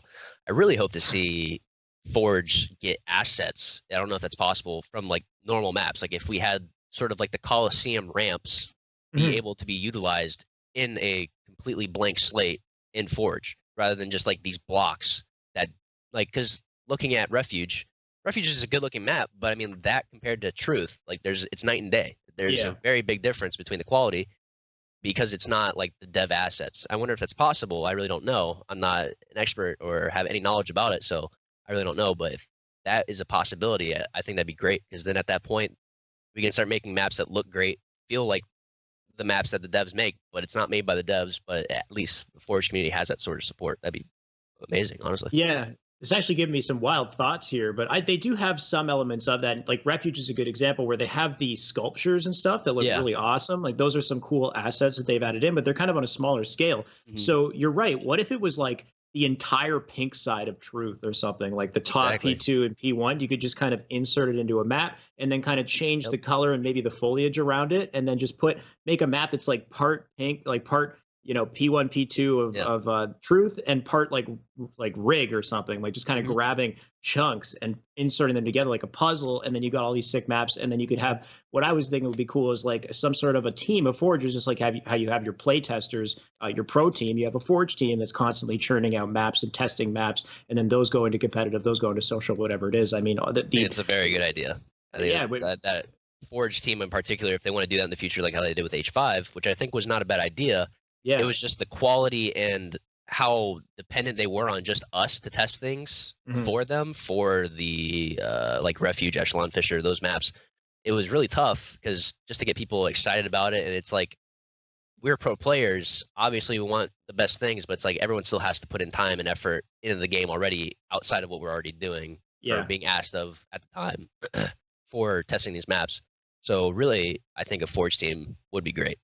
Yeah, I mean, if you have, and if you have a really well done Forge mode that's easy to use, very scalable, like that could be applied to a lot of areas of the game. But I know that you made this point where you said that you don't necessarily think everything should just be left up to Forge, that there should be, game types modes that are kind of fully supported by 343, where just because they have Forge doesn't mean that you just leave it up to the community. Like a good example is BTB doesn't have any maps. I think the bigger issue, which is Halo 5 Big Team Battle, didn't have any maps on launch. It's all Forge.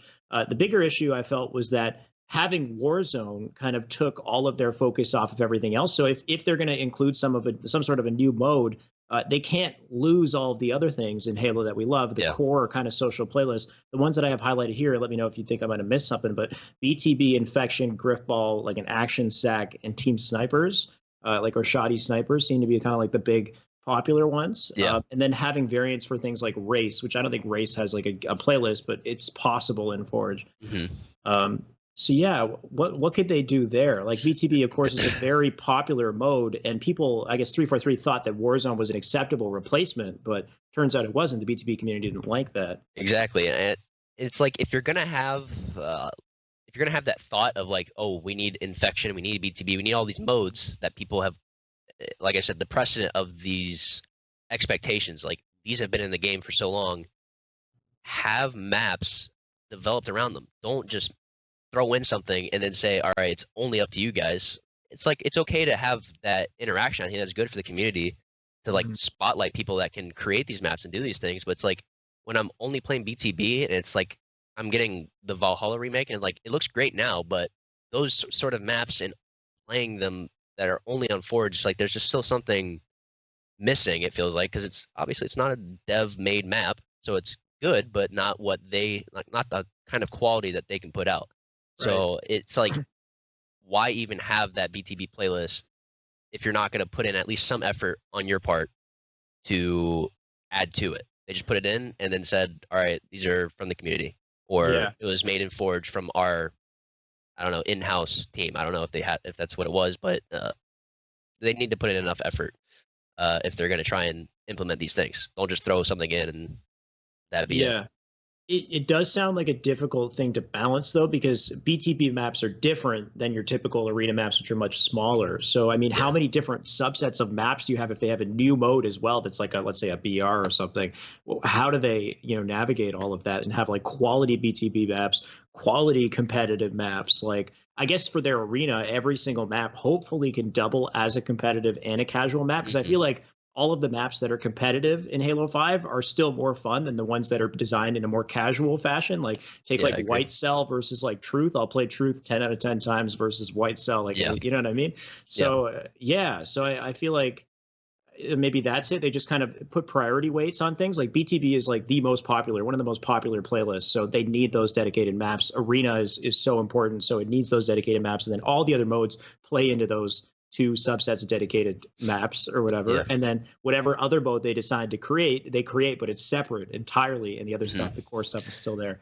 So with stuff like that, it's like like what I was saying about like these things being sort of tacked on and thrown in. It's like I don't know how many Warzone maps there are exactly that were thrown into the playlist. I want to say it's like maybe 6 or 7 or maybe even 8. I don't know. There's a lot of Warzone maps. Yeah. Maybe not add an extra Warzone map and make 2 new BTB maps or 3 free-for-all maps or something that's just like just dedicate enough time. Just anything's better than nothing, I would say, from their end. And whenever all these playlists are added and then it's not supported in like really at all by them, other than just spotlighting people from the community only, I feel like that is them dropping the ball, in my opinion.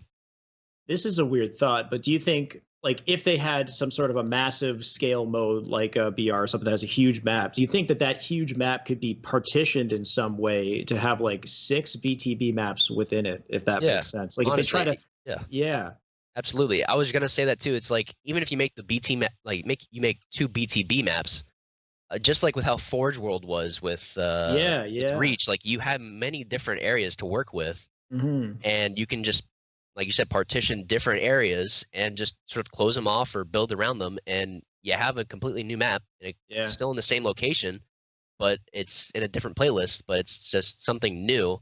Yeah. And I think that's something that very well could mitigate the lack of influence they have.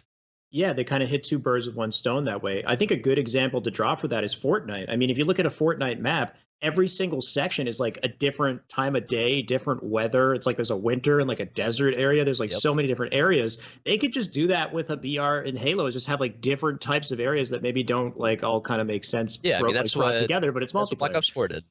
Yeah, they and then had just take like a chunk, and that's the new sand trap or whatever. Exactly. Like, yeah. I think that would actually be kind of cool. Now, the other thing I have here, and this is more like, I don't know if you have any specific ideas as far as UI, though I do think the Halo 5 UI has so many glitches and issues that maybe we can touch on. But the UI being presented in a way that's very easy to navigate and just looks nice. What kind of inspired this is just recently I saw Pixel Flare's post. He's got a quick video. Let's watch this, guys. This is a really cool little UI that he designed for ODST 2, I believe. Which should be playing here, hopefully. Tony, what's happening? You see it? I just see black screen. No, yeah, I don't see anything. Oh, there we go. Yeah. I mean, it looks great. Yeah. So apparently he applied to work at 343, but he didn't get the job, unfortunately. Dang. This is what I've heard. But I mean, man. Yeah, okay, that's cool. Okay. Yeah. I mean, this looks great. Yeah. So it just kind of brought up the idea. Do you have any ideas, I guess, as far as UI and the way that they could display things?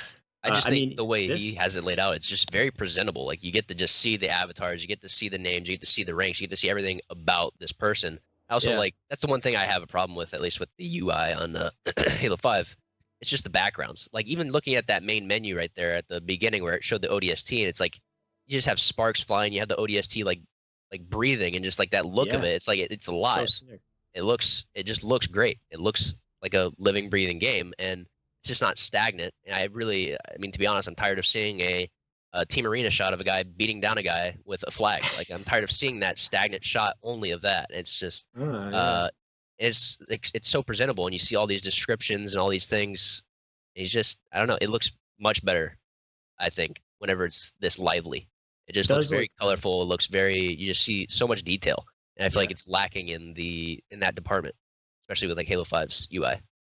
Yeah, absolutely. And like you said, that opening screen right there, I mean, just replace that ODST with Master Chief, like the Halo Infinite Master Chief we just saw in the trailer, and, have him do a little shrug or whatever this like breathing movement is.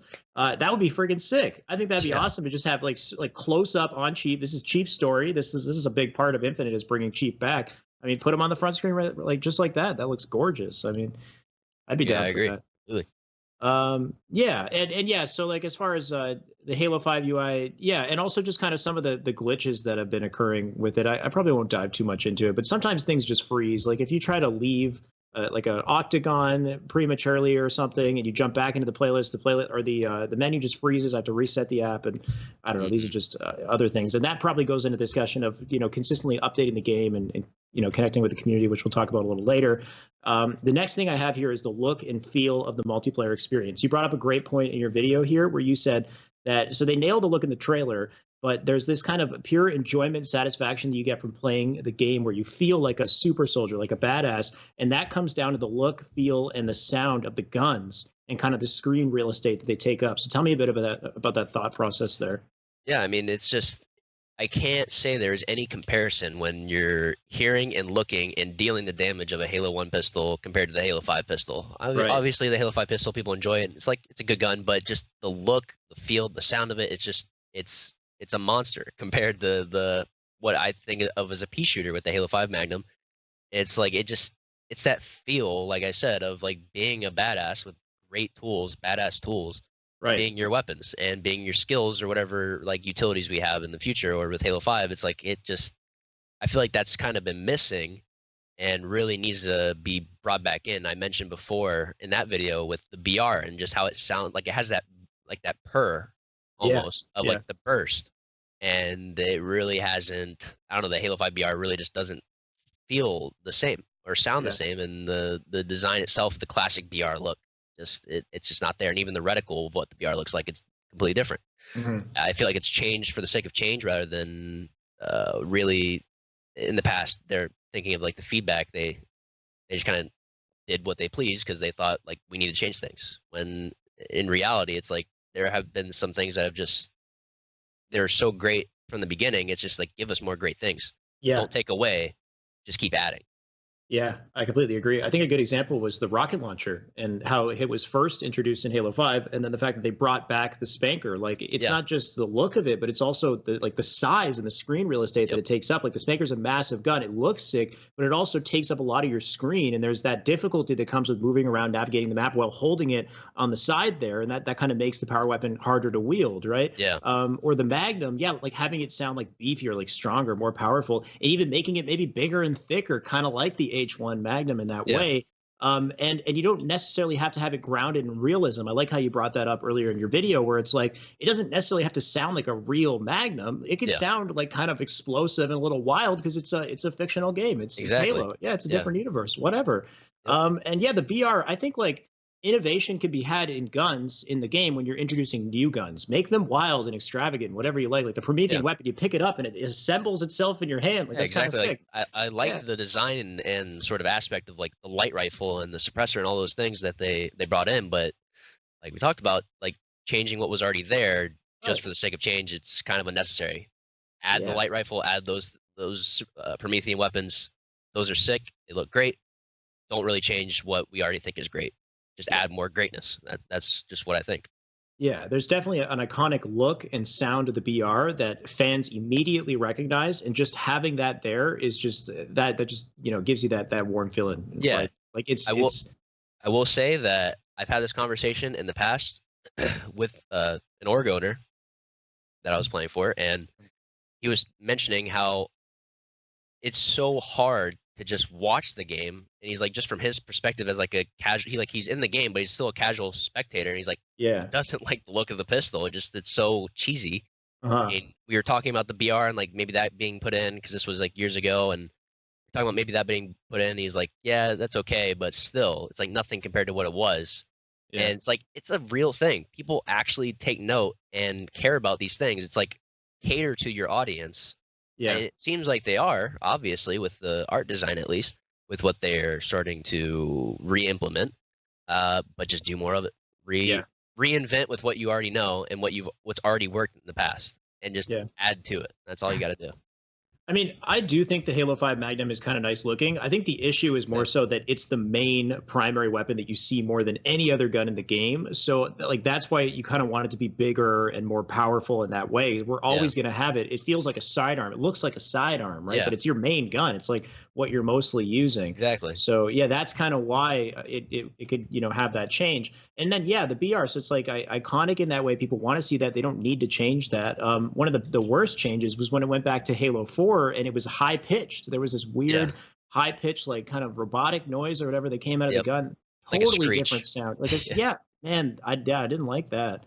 And they kind of changed it a bit in Halo 5, but still, I think just keeping it like, I mean, the fans are loving the set back to classic Chief. Just, you know, the look of and the sound of the guns, easy transition. I mean, I don't know how difficult it is to make that, but yeah, it just seems like almost like a no-brainer in a way. Yeah, I mean, the utility is already there. The idea is already there. It's like you can add to it. Obviously, it doesn't need to, like, the BR doesn't need to sound exactly like it did in H2, but it just needs to at least be like it. It's like when you take such a step away from what Halo is, it's like, why are you still calling it Halo? Obviously, they haven't taken such drastic changes, but I mean, in some people's eyes, they have taken such drastic changes from Halo 3 to like Halo 5, for example, just entirely for gameplay, adding all these abilities and whatnot. It's like people say like this isn't Halo anymore, and I completely understand it. I get it, and it's just like just build off of what you know works. You don't need to reinvent the wheel. It's a wheel. It's like it works, it functions, people like it. Yeah. Just make it better somehow. And you don't need to turn the wheel into a square and start trying to still call it a wheel, and then like keep making and adding more things to it and try and say like this is still a wheel, this is still a wheel. Like don't fret, like this is still it. It's not the same thing. Yeah, I totally agree here. One area that has a little bit more of a back and forth is the core abilities here. So I've got an ability section. Something that most people agree does not work too well, at least in competitive, is the ground pound and the Spartan charge and this kind of cop-out effect that you believe comes with it. And I agree with you on this. Tell me a bit about the ground pound Spartan charge. We'll start there. I mean, easy answer. Ground pound, insta-kill. You have nothing. You have a pistol as your starting weapon. That's a 5-shot, but instead you get 10 feet above a Spartan. It's easy to, especially as a professional player, for most players, like you can just crouch up in most of these places, and you can just hold the melee button and instantly, and you can just hold it too, because it's like, especially I knew whenever ground pound was still in, you can just hold the ground pound and people just thrust out of instinct. It's like, all right, I can just wait for him to thrust and get an easy insta pick. Yeah, it's different from an assassination, which is getting behind somebody and sneaking behind somebody and then getting close enough to get a back smack. Right, and just actually soar in with the ground pound to get a free kill, free pick.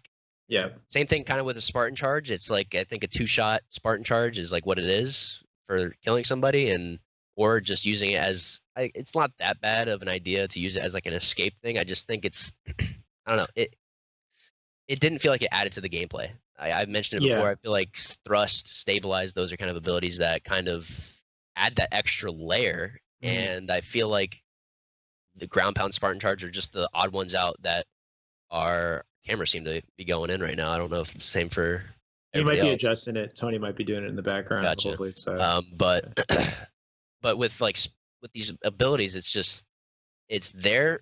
Again, it's like there, to be different. And like, that's what it feels like. Thrust, stabilize, they feel like they have utility and they have a reason. Ground pound Spartan charge is just like, wouldn't it be so cool if you just jump in the air and you can one-shot somebody? It's like, yeah, let's put it in. Yeah. You're in a competitive arena shooter. Why am I able to just one-shot somebody for just being above them? Just so freely. I don't know. Like I said, that's what I think of a cop-out whenever I'm referring to them. Yeah, so the main issue as far as the competitive side of things is it kind of takes away from the importance of gun skill in those critical moments, right? Like you're under a player, above a player, especially when you're below a player, like it's very difficult to land those precise shots. If you're above and you have that advantage and all you got to do is hold down the right bumper and like land on them with the ground pound, it just takes away from your brain, like trying to process that situation and being like, okay, I got to nail every one of these shots. I have to be very precise with my movement, every little action that I make, or you get punished poorly for it. So yeah, from that aspect, I totally agree. And it's cool that they add a little bit of a nuance as far as like being able to escape or like hover in the air temporarily and then drop down or whatever. Like those aspects are kind of neat. But yeah, from a competitive perspective, it takes a lot away from that just importance of gun skill and critical moments and stuff that people really value and really like to see at high level competitive play. Well, whenever you can walk a flag outside of Collie window and ground pound it to the opposite side's trench, it's like that flag just took 10 seconds to get across map, and it was by a single person. It's just like, why is that in the game? Why is this in my supposedly very competitive game? And I'm like referring back to like the first years of H5. It's like I have a radar, AR, automatics, ground pound Spartan charge, and I can get a flag in on Coliseum in 10, 15 seconds and start ARing somebody from across the map. It's just like, this isn't competitive Halo. It doesn't feel like competitive Halo. Right. And that's why it makes sense from a competitive side. But then it makes me wonder, like you said at the very end, you're like, oh, wouldn't it be sick if your Spartan could do this? And yeah, I mean, if you're a casual player, it is sick. So where do you kind of find that balance where they add fun features that make you feel like a badass super soldier that works in campaign or social modes or whatever?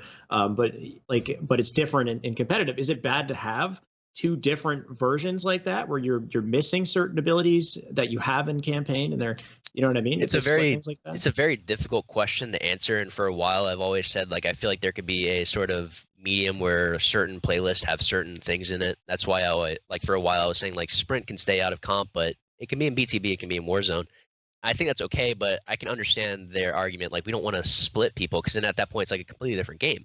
Right, very much a completely different game if you don't have all the abilities, or at least most of the abilities tied into the core gameplay. Right. But they need to just choose a route and go with it, because I feel like H5 is a perfect example of trying to please everybody and they please nobody. Really. So going back to it, they had comp. I watched I think the Tommy Cast, that was his name. Oh, from Tommy Cost. Yeah. Cost, yes. So I watched that video you mentioned last night, and I watched it, and he was making great points. Like, H5 launched, and it was supposed to be very competitive. However, they launched with a competitive, has AR radar and automatics and all these abilities. And it was showing all these like posts and things that people were making. And like, I saw Snipe Down in that video talking about like, these things shouldn't be in, and a lot of people agree, and they're still in the game for 2 years. And then on top of that, you're not even like, you have these casual abilities in, and then you don't even have the casual playlists in. So it's like they're trying to hit from all fronts. You're right, but not quite hitting anything perfectly. You're shooting with a water gun when you're trying to approach from all fronts, from every angle, and like, you're hitting nothing. You're accomplishing nothing. You're doing realistically nothing when you're trying to. You're putting out that message that you're doing everything, but you're really doing nothing at all. That's what Halo 5 at the beginning really turned out to be. That is interesting, the kind of double standard there, where they positioned Arena as like very, very competitive, and they were very focused on esports. They had a massive prize pool, bigger than anything in console gaming. And then the game comes out, and there's a lot of casual elements, or at least what the community would definitely consider to be casual elements added in the game, the ARs, the radar, and it took them so long to change that. Once again, we'll talk about that aspect as well.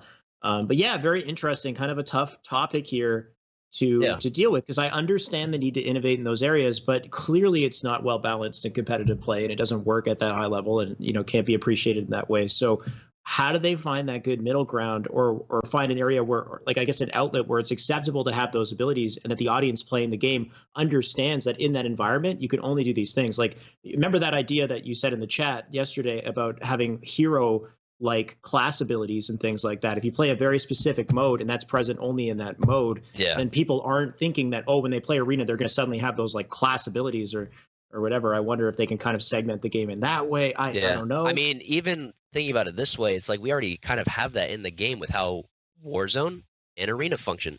Right. We have Arena, which applies to still social and ranked, but you have like normal maps. You just start playing the game. You have the abilities and whatnot. Obviously, ranked and social are a little bit different, but then you have Warzone, which is this giant, super scaled map, and then on top of that, you're basically buying weapons. You're in these vehicles. You're taking objectives in a way that really isn't in any other playlist. So it's like that sectioning off and sort of separation of an almost different kind of game. And I think that's why Warzone has its own community, because it's like, that's still such a completely different game, almost going from Arena to Warzone. So we almost kind of have that, even if it's to maybe a little bit of a lesser degree. It's like it's a whole different ecosystem. Yeah. Well, we'll talk about the other abilities, and then we can talk about how they might be able to revolutionize and keep things exciting without necessarily having something wild like a ground pound or a Spartan charge. But these ones you put down on kind of like they toe the line of acceptability. Sprint versus no sprint. Let's start with sprint. What do you think? I think sprint is acceptable in the sort of market that we have nowadays for every game, or most games having them.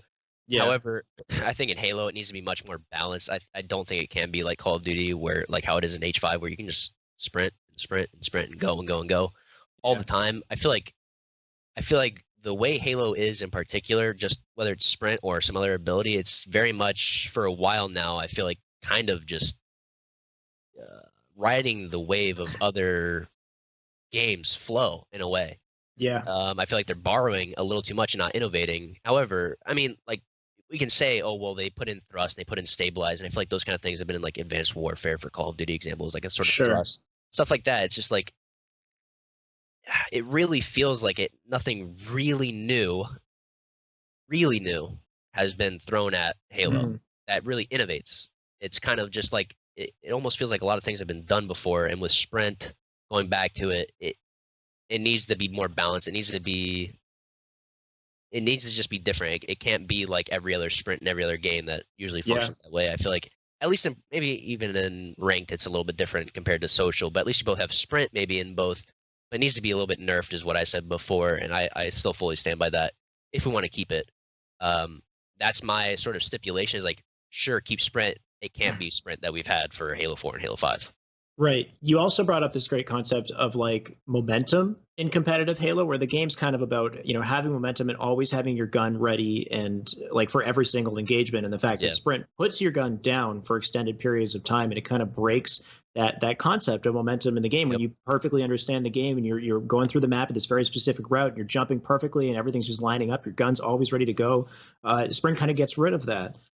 As well. So that was kind of an interesting point there. I think what would be cool is just think of the power, honestly. Like if 343 wants to kind of win over the fans from a marketing perspective, I feel like there's so much power in just telling your community that the next Halo has no Sprint. Like they could at the end of their reveal just say, oh, and by the way, Halo has no Sprint. You know how many people would freak the fuck out? Like they would celebrate. They'd be cheering just because you said the game has no Sprint. It's that simple. Like it's kind of crazy. It's like saying the next Xbox has backwards compatibility or saying that the next Halo has split screen. It just immediately you bring on board so many fans. So I feel like because there's so much power in just telling the community that, I'm wondering if 343 can come up with a unique way to innovate their game with no Sprint and kind of move forward there. Because I feel like they have so much opportunity if they can just say that to the audience and then find a new way to innovate. Yeah, I mean, I really hope to be wrong in the sense that they know what they're doing or like know their sort of scheme of what they want to do with multiplayer by now. I feel like at this point that they have very little information to dish out. I think they're still very up in the air. That's my guess, and that's my sort of take on why. And that's what you just mentioned there about after showing that trailer, at least announcing something. That's another thing I wish that I would have seen there is like, if you're not going to show any gameplay, or you're not going to show any like scenery, enemies, anything about really the story, at least have someone come out and just discuss Halo and like chalk it up and just mention something, mention features. Like you don't have to show it to us, at least just talk about it with us. Yeah. It's a year and a half out, but it's been in development for 3.5 years. It should be, there should be something solid that we can discuss, not just like, I feel like they're still playing on like the hype, like the very subtle hype and rumor, or not rumors, but expectations or like little things that people are looking for in the trailers and whatnot. It's like, I feel like at this point we shouldn't have to do that. We should be able to like, well, they've mentioned this before. It's like, what if they've done this? So we can actually start discussing other things as well. And I feel like we're very much tied down to just what they want us to talk about. Instead of letting us sort of really run away with anything that they give us and start really opening up some dialogue. I feel like the dialogue is still very one-laned right now. Like there's not much to go on. I mean, even just kind of stating some of the stuff that they had written in Halo Waypoint during that E3 conference, I feel like the issue was that they kind of had the trailer woven into their announcement of Scarlet at the same time. Like it was, they did all their talking, and that was for Project Scarlet, and that immediately launched into the trailer. So I think that's kind of where that issue came in. But yeah, it would have been nice if they kind of talked a little bit more about their vision that supported what you saw in the trailer and just gave fans even more confidence. But there's a lot of power in just saying no Sprint, which makes me think like, dude, try to find a way to innovate this game without Sprint. I feel like out of all the mechanics, there's so much available. There's a big slate of mechanics in Halo 5 here. I feel like Sprint is kind of like the least like important one that's there personally. I agree. I mean, there's plenty of games that go without it that there's so much skill to, such as like CSGO, and obviously we've already sort of like touched on Overwatch a little bit, but that's a completely different style of game. But it's like, it doesn't have that either. Need Sprint for every single person in that game.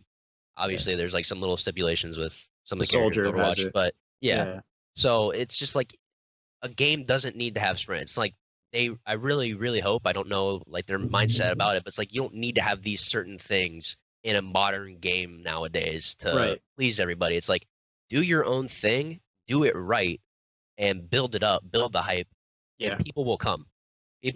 People notice great things, and that's why I feel like Halo took off so well. It's because it was so different, so unique at the start, and people just were drawn to it.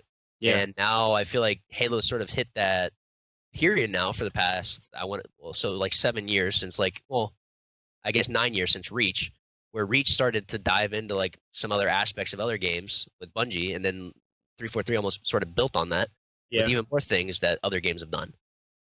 And that's just not what Halo's about. Halo is Halo, and they need to remember that. I really hope that they do, and they stay true to innovating their own way and innovating their own path, and not following some other game's path that has succeeded before them or at the same time as them, and they're like, well, this works, so we should do this too. That's not how it should work. Yeah, and I think if you think that like modern gaming needs to have sprint, like if you look at COD and things, of Apex, whatever, but look at Doom Eternal, for example. Both Doom titles, they don't have it. That's more of an arena shooter that's closer actually in style to Halo anyway. And it doesn't have it. It's got a whole variety of other mechanics that may not necessarily work in competitive play, but it's still nice to see that traditional style of moving and shooting is still very fast-paced, very frantic, very exciting.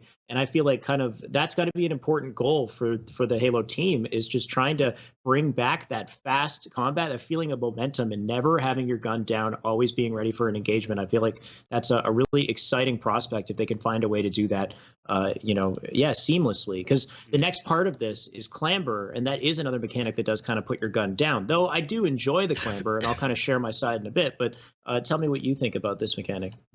I mean, my thoughts, we've already discussed it before. I think it still stays the same. We've already talked about how I think it still has that sort of like cop-out mechanic with the way it works in H5. I still, just the way I think there is a saving grace for nerfing and working around sprint, I think there could be something similar for clamber. However, I think just for that sense of never having to be in a disadvantage just for the sake of having an ability, having your gun always ready, I think that's something that sounds just better to me than making a jump because an ability requires it. If I can always shoot, always be ready, maybe the pillar base I'm trying to jump up to is a little bit shorter just so I can make that jump and I don't need clamber, but I'm always ready to fight. I think that sounds just more interesting, much more impactful in the gameplay and interest in seeing so many things occur. But yeah, I mean, I still think clamber could be functional and still be worked around. It just can't be the way it is in Halo 5. How wild would it be if you could shoot while clambering so your gun doesn't actually go down? I don't know. That's not too bad. That's not too bad. As long as if it had something like that, so that's another workaround. If they have like you can shoot while clambering, okay. Now make it so it's not like H5 where you can just dip up and down, up and down, up and down, and maybe make the animation a little bit longer and like stagnant. Because that's another thing I hate about Halo 5's clamber is people are clambering and they're actually looking completely around. Yeah, totally different direction. But it's like it's an animation, lock you in, but maybe we can still shoot in the middle of it. Sure, that's fine. You're right. So I guess that would force people to only use clamber in the very specific scenario that they can't make the jump and they need the clamber to get there. And you can't just be kind of like shooting somebody sideways and grabbing the ledge and like kind of keep shooting. And I get that. Now, unfortunately, I love the drop back clamber thing, the whole cheesy going back and forth, and like it makes people throw nades and stuff. That's why I think it's so sick. Because I'm in the middle of a battle, I'll drop back, he'll throw a stupid nade, and I'll come back and just 5 him. But I totally understand from it's one of those things. It's like you got to be honest with me now. When it's done to you, how do you feel? Do you feel it does look cheesy? Yeah, it does look but cheesy. When it's happening to you, when you've had people do it to you, do you feel like, man, I really feel like I should have won that fight, but he's doing that, so that's why he won that fight? Well, because I do it so much, I kind of respect it. When somebody else does it, I'll be like, you cheeky bugger, you're doing what I'm doing. You know what I mean? But I think it does look super goofy and kind of like broken, like just the look of it. So like if it was present, it would have to be way smoother, and you can't, I guess, abuse it in that same fashion. I just like the idea of being able to, in a clutch situation where you would normally fall off, being able to kind of have that second wind. That aspect is kind of cool and unique to Halo, interestingly, because no other game has a clamber mechanic that's that flexible. Like you can't just drop back off a ledge conveniently in Apex and then just suddenly clamber. I mean, you might be able to, but it's way more difficult. It doesn't work in the same way. Like COD, people aren't doing a drop back and like clambering back up and stuff. Well, I mean, I would say even like the Apex example that you threw out, I think that's a good example of like how a climber should function. Like you can use it to get up, but you're stuck in that animation, like getting up, and like you're not shooting, but you're also not able to just drop in, bed, drop out, drop in, drop out, and it's just kind of like you said it yourself. You think it's a little cheesy, but like you enjoy it, and it's I think there could be a better utility of like for example, I've talked about this a few times, like even button combos may be coming back or something to that extent where it's like I feel like the effort to accomplish those goals with these like sort of abilities is so small compared to what the result can be. I talked about this before in my stream, and you obviously know this with Smash, and it's like for certain abilities and certain things that you can accomplish that like the high risk, high reward or very low risk and low reward, but like they can be good for setups and accomplishing certain goals. But it's like I made the sort of analogy, like you don't get a like a F smash at the same speed of like a jab. Sure. You don't, because then it's like at that point it's like the jab's useless. Why do anything else but F smash? And obviously you can get into semantics of like setting up combos and stuff like that. But it's like there needs to be some sort of balance, and it feels like with abilities like that, there's no balance to it. You just kind of get to do it, and the person on the receiving end has no real way to deal with it unless they like play it perfectly. And it just feels like it's a cop out at that point where you get to do things for free with no drawbacks.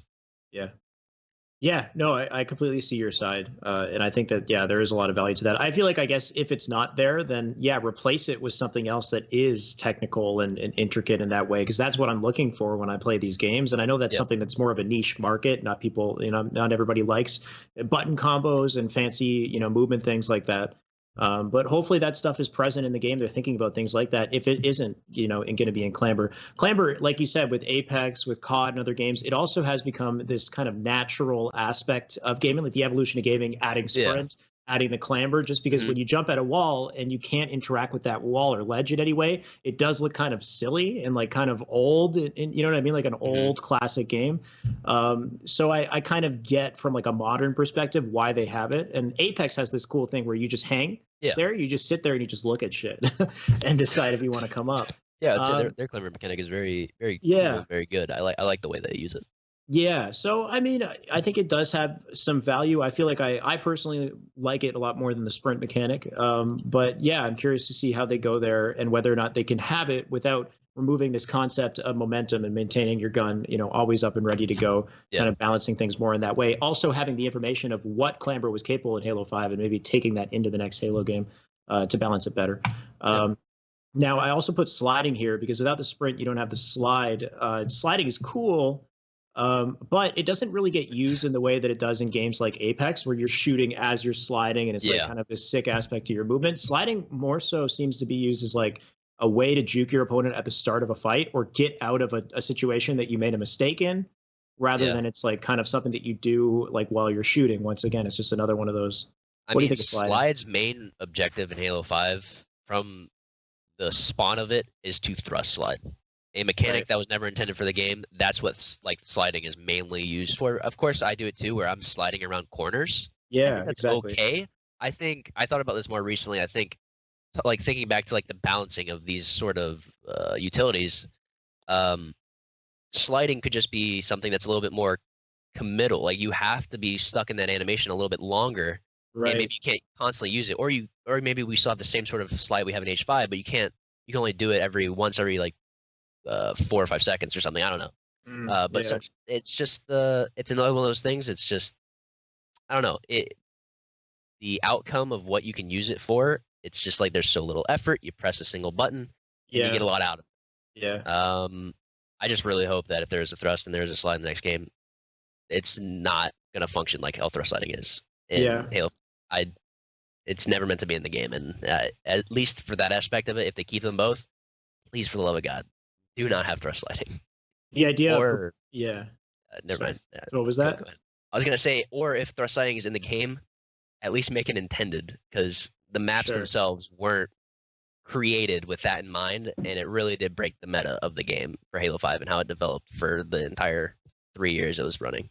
Right, when you have an ability that kind of propels you across the map at a way faster speed, it does kind of mix things up as far as like balance in the game. So Yeah, I don't really know what to say about it. Like, I don't hate it. I like the mechanics and how they work in Halo 5, but I understand how it deviates from Halo, as a title classically, and just kind of how the game flows and works. The idea of setups and power weapon control and how all of that is kind of like falls apart when you have one individual who can do so much and can get away with so much. It's like, oh, in certain instances, power weapon and map control doesn't really matter that much anymore when one guy can slide in and slide out.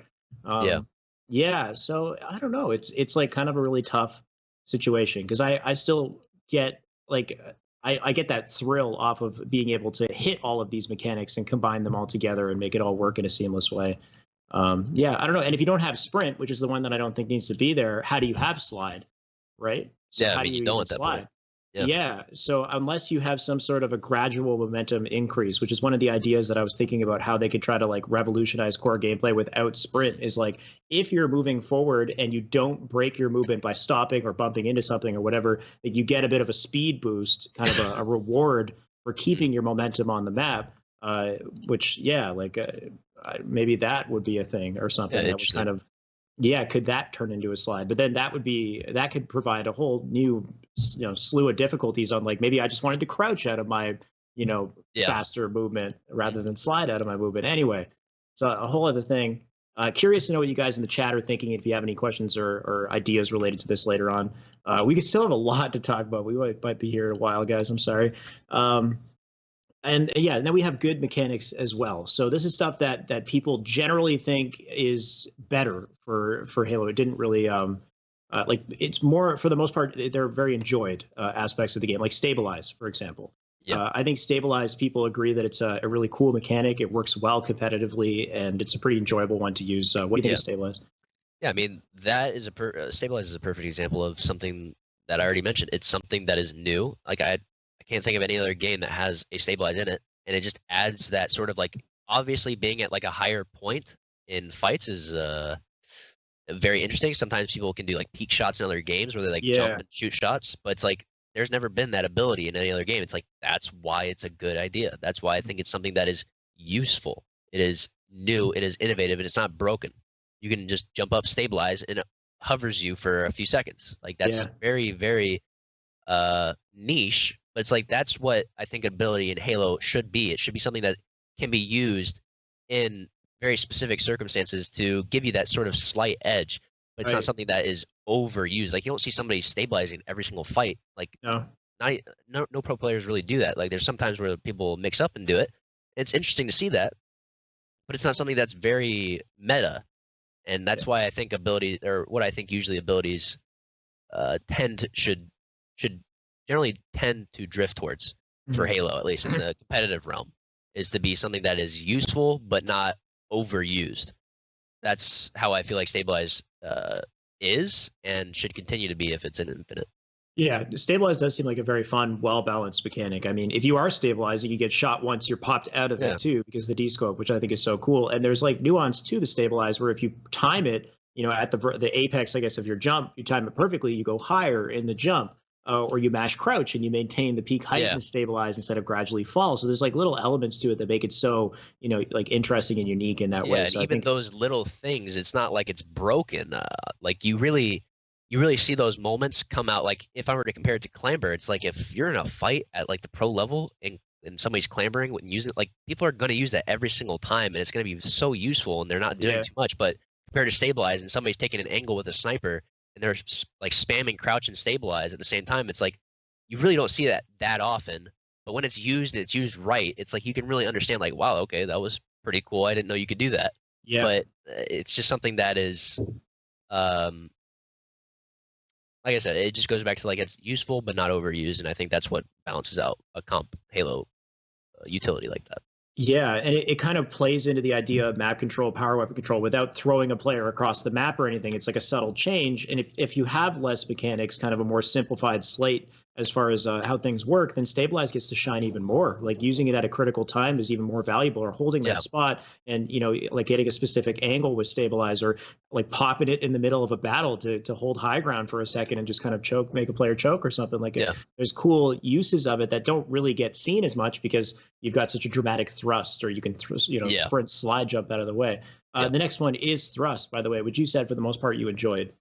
Yeah, I would say around, or it is very well rounded, and for the most part, I would say. And the one thing I don't like about it, of course, is like the thrust slide combo, but that's more so not on thrusts and the other abilities, but as well as just the jump thrust, I think it's where it reached that point where it became overused. Like jump thrusting in a fight, like jumping right and then thrusting left, like, or vice classic. Versa. It's just like that is what you do. Yeah, strafe, jump, thrust. Every time. Pretty much. And it's okay to have that like usefulness, but I feel like it's just it reached that point so early on. It's like everyone is doing it all the time, and I think it's just because it's so useful. It's not as balanced as like I think the thrust on the ground is how it should, like the kind of distance you should be getting in the air. I feel like in the air it kind of does a little too much. Right. So it's just like that's the only thing I would really balance. Besides that, I think thrust is pretty good. Yeah, I was talking about this on my live stream. Batchford chimed in saying it'd be cool if the thrust was a little bit less powerful and it kind of worked itself into the strafe a little better, where the strafe was kind of more the focus and having a really nice strafe was more important. Your strafe was a little more dramatic, maybe a little faster, and then the thrust gives you a very quick, short momentum shift. So you go from your strafe and just pop out to the right, like really quick, a short burst, and it can be used in that clutch scenario to get, that get behind a guy or dodge a shot, whatever it is. But yeah, it's not necessarily propelling you across the map and allowing you to completely change your location in a matter of seconds. So that's kind of an interesting thing too. But yeah, I think they generally have a pretty good thing going with the thrust, and I feel like the thrust is kind of unique more so in the abilities than just being able to just hit that sprint button. It's very well balanced because you can only use it every 4 seconds. And it has a cooldown. Yeah, exactly. So it's like stuff like that is what I want to more see if they're going to add more abilities in the future. It's like they need to take notes from what they did, I feel like, from thrust and stabilize primarily. And just try and balance them out as well as they can. Obviously, not everyone's going to be perfectly happy with how anything turns out. That's just going to be natural, but at least for competitive for us, and that's the thing too, coming back to like competitive and casual, I feel like some of these nuances, whenever I bring up these topics, people are like, well, what about the casual people whenever you bring up these things? It's like, a lot of these people don't know about these sort of techs that are involved. Advanced use of everything. Yeah. So it's just like these small sort of details, as long as it's applicable, like as long as you have a thrust in Halo 5, it's like that person's just going to use thrust, but the different capabilities of thrust that we can use in Halo 5, not every casual player is going to be able to even involve themselves with. So it's like these slight things are for comp players, and as long as we can have some sort of say and some sort of input on that, I really hope that we can find a good balance for abilities in the future. Yeah, good point for sure. The last one I have here is spring jumping, and I feel like spring jumping is probably one of my favorite aspects of like the slate that's available, because it doesn't add anything. It's just a very unique Halo mechanic that's been here for a very long time. It gives you that slight boost in your jump, and it's very difficult to pull off. I think it'd be sick if spring jump was still in the game and they fully kind of they backed spring jump, because they never talk about spring jump. Nobody ever talks about its presence or whether or not it's in the game. Somebody just figures it out. It'd be cool if 343 was fully aware of its presence in the game and sort of made that one of its main competitive mechanics that was like still very difficult to do. Maybe give you like one more frame in your window to pull it off than Halo 5, because it's a little bit tough in Halo 5. But yeah, just tiny bit easier, and I think it would be such a sick addition to the lineup of like what you can do in the game. Yeah, I mean, for the most part, spring jumping as a capability of showing your technical skills, I think is okay. I've said it before. I just think the combination in Halo 5 of being able to spring jump, and then of course the exploit of using the scoreboard and whatnot, stuff like that can't be there. Yeah, exactly. So it's like things like that can't exist if there's going to be such things as like spring jump and whatnot. And then just the spring jump clamber for so many things in Halo 5. It's just like this kind of goes back to like that thrust slide mechanic. It's like the game, the meta, at least for comp, and obviously people watch comp. A lot of people started implementing like doing a spring jump up to top tower from tower 1 to tower 2 on rig.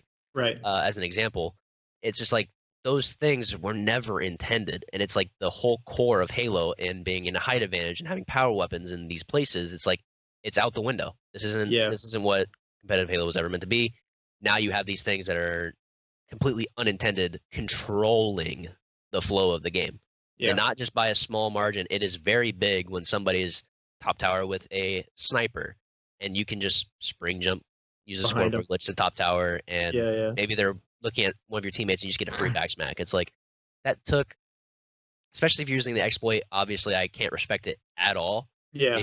Maybe if like Shotzi, he doesn't really use the scoreboard, but he still has like a sort of setup to make it easier. But still, it's just like having these exploits really, really makes it hard to defend it, in my mind.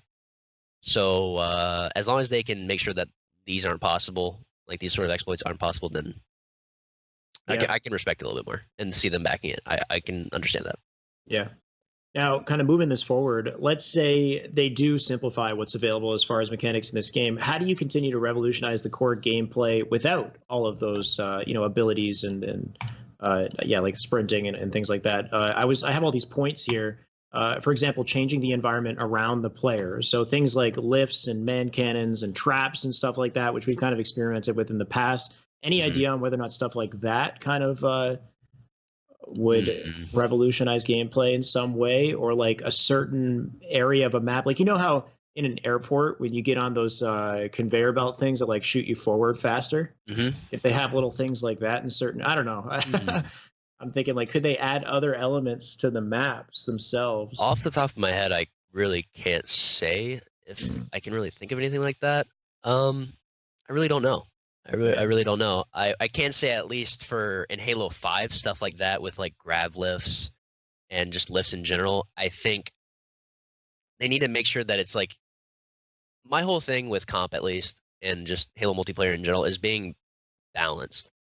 And when you have such things as lifts in Halo 5, and almost every single lift you go up, you can just clamber off of some like thing next to it. I think it's just like, it's just sort of weird to me that you have these objects in here, but it's like you really have, there's like no commitment to what you're using. So as long as like, if you have these sort of speed boosts on like the ground or something around these areas, or these traps to set, it's like there has to be some sort of takeaway. Like, obviously you get this advantage, but it's like, what is the disadvantage for utilizing these things? Yeah. And maybe depending on it, like power weapons, obviously, like if you have a power weapon, there's no real disadvantage to using them, but things like that are so frequent, or would be so frequent around the map, they can't be just exploited and overused like that. So specific examples, I really can't think of anything, honestly. Yeah, it's kind of a tough one. I will say one maybe example that plays into that, that's already been in Halo for so long, is like barrels. Barrels shouldn't be a thing in the way that they're in Halo 5, I think. So as like an environmental kill, have them in the game, don't have them respawn, or don't have them in high traffic areas, like for example in Empire with like the barrels right next to camo that kill you through a wall. It's just right. I'm getting punished from a guy that just spawned who gets to shoot a barrel through a wall that just killed me, or on most of the snipers on most of the maps have like a barrel right next to it. And it's just stuff like that. It's like I'm being punished for being the better player, or being the better team that like got this advantage. And that's like sort of like the power struggle of Halo 5 that I feel like was lost, and so many things are just given to you, or just are allowed to occur with no drawbacks. So as long as it's balanced, and I don't know, it'd be something that I have to see. I really, honestly, off the top of my head, I can't think of really any examples.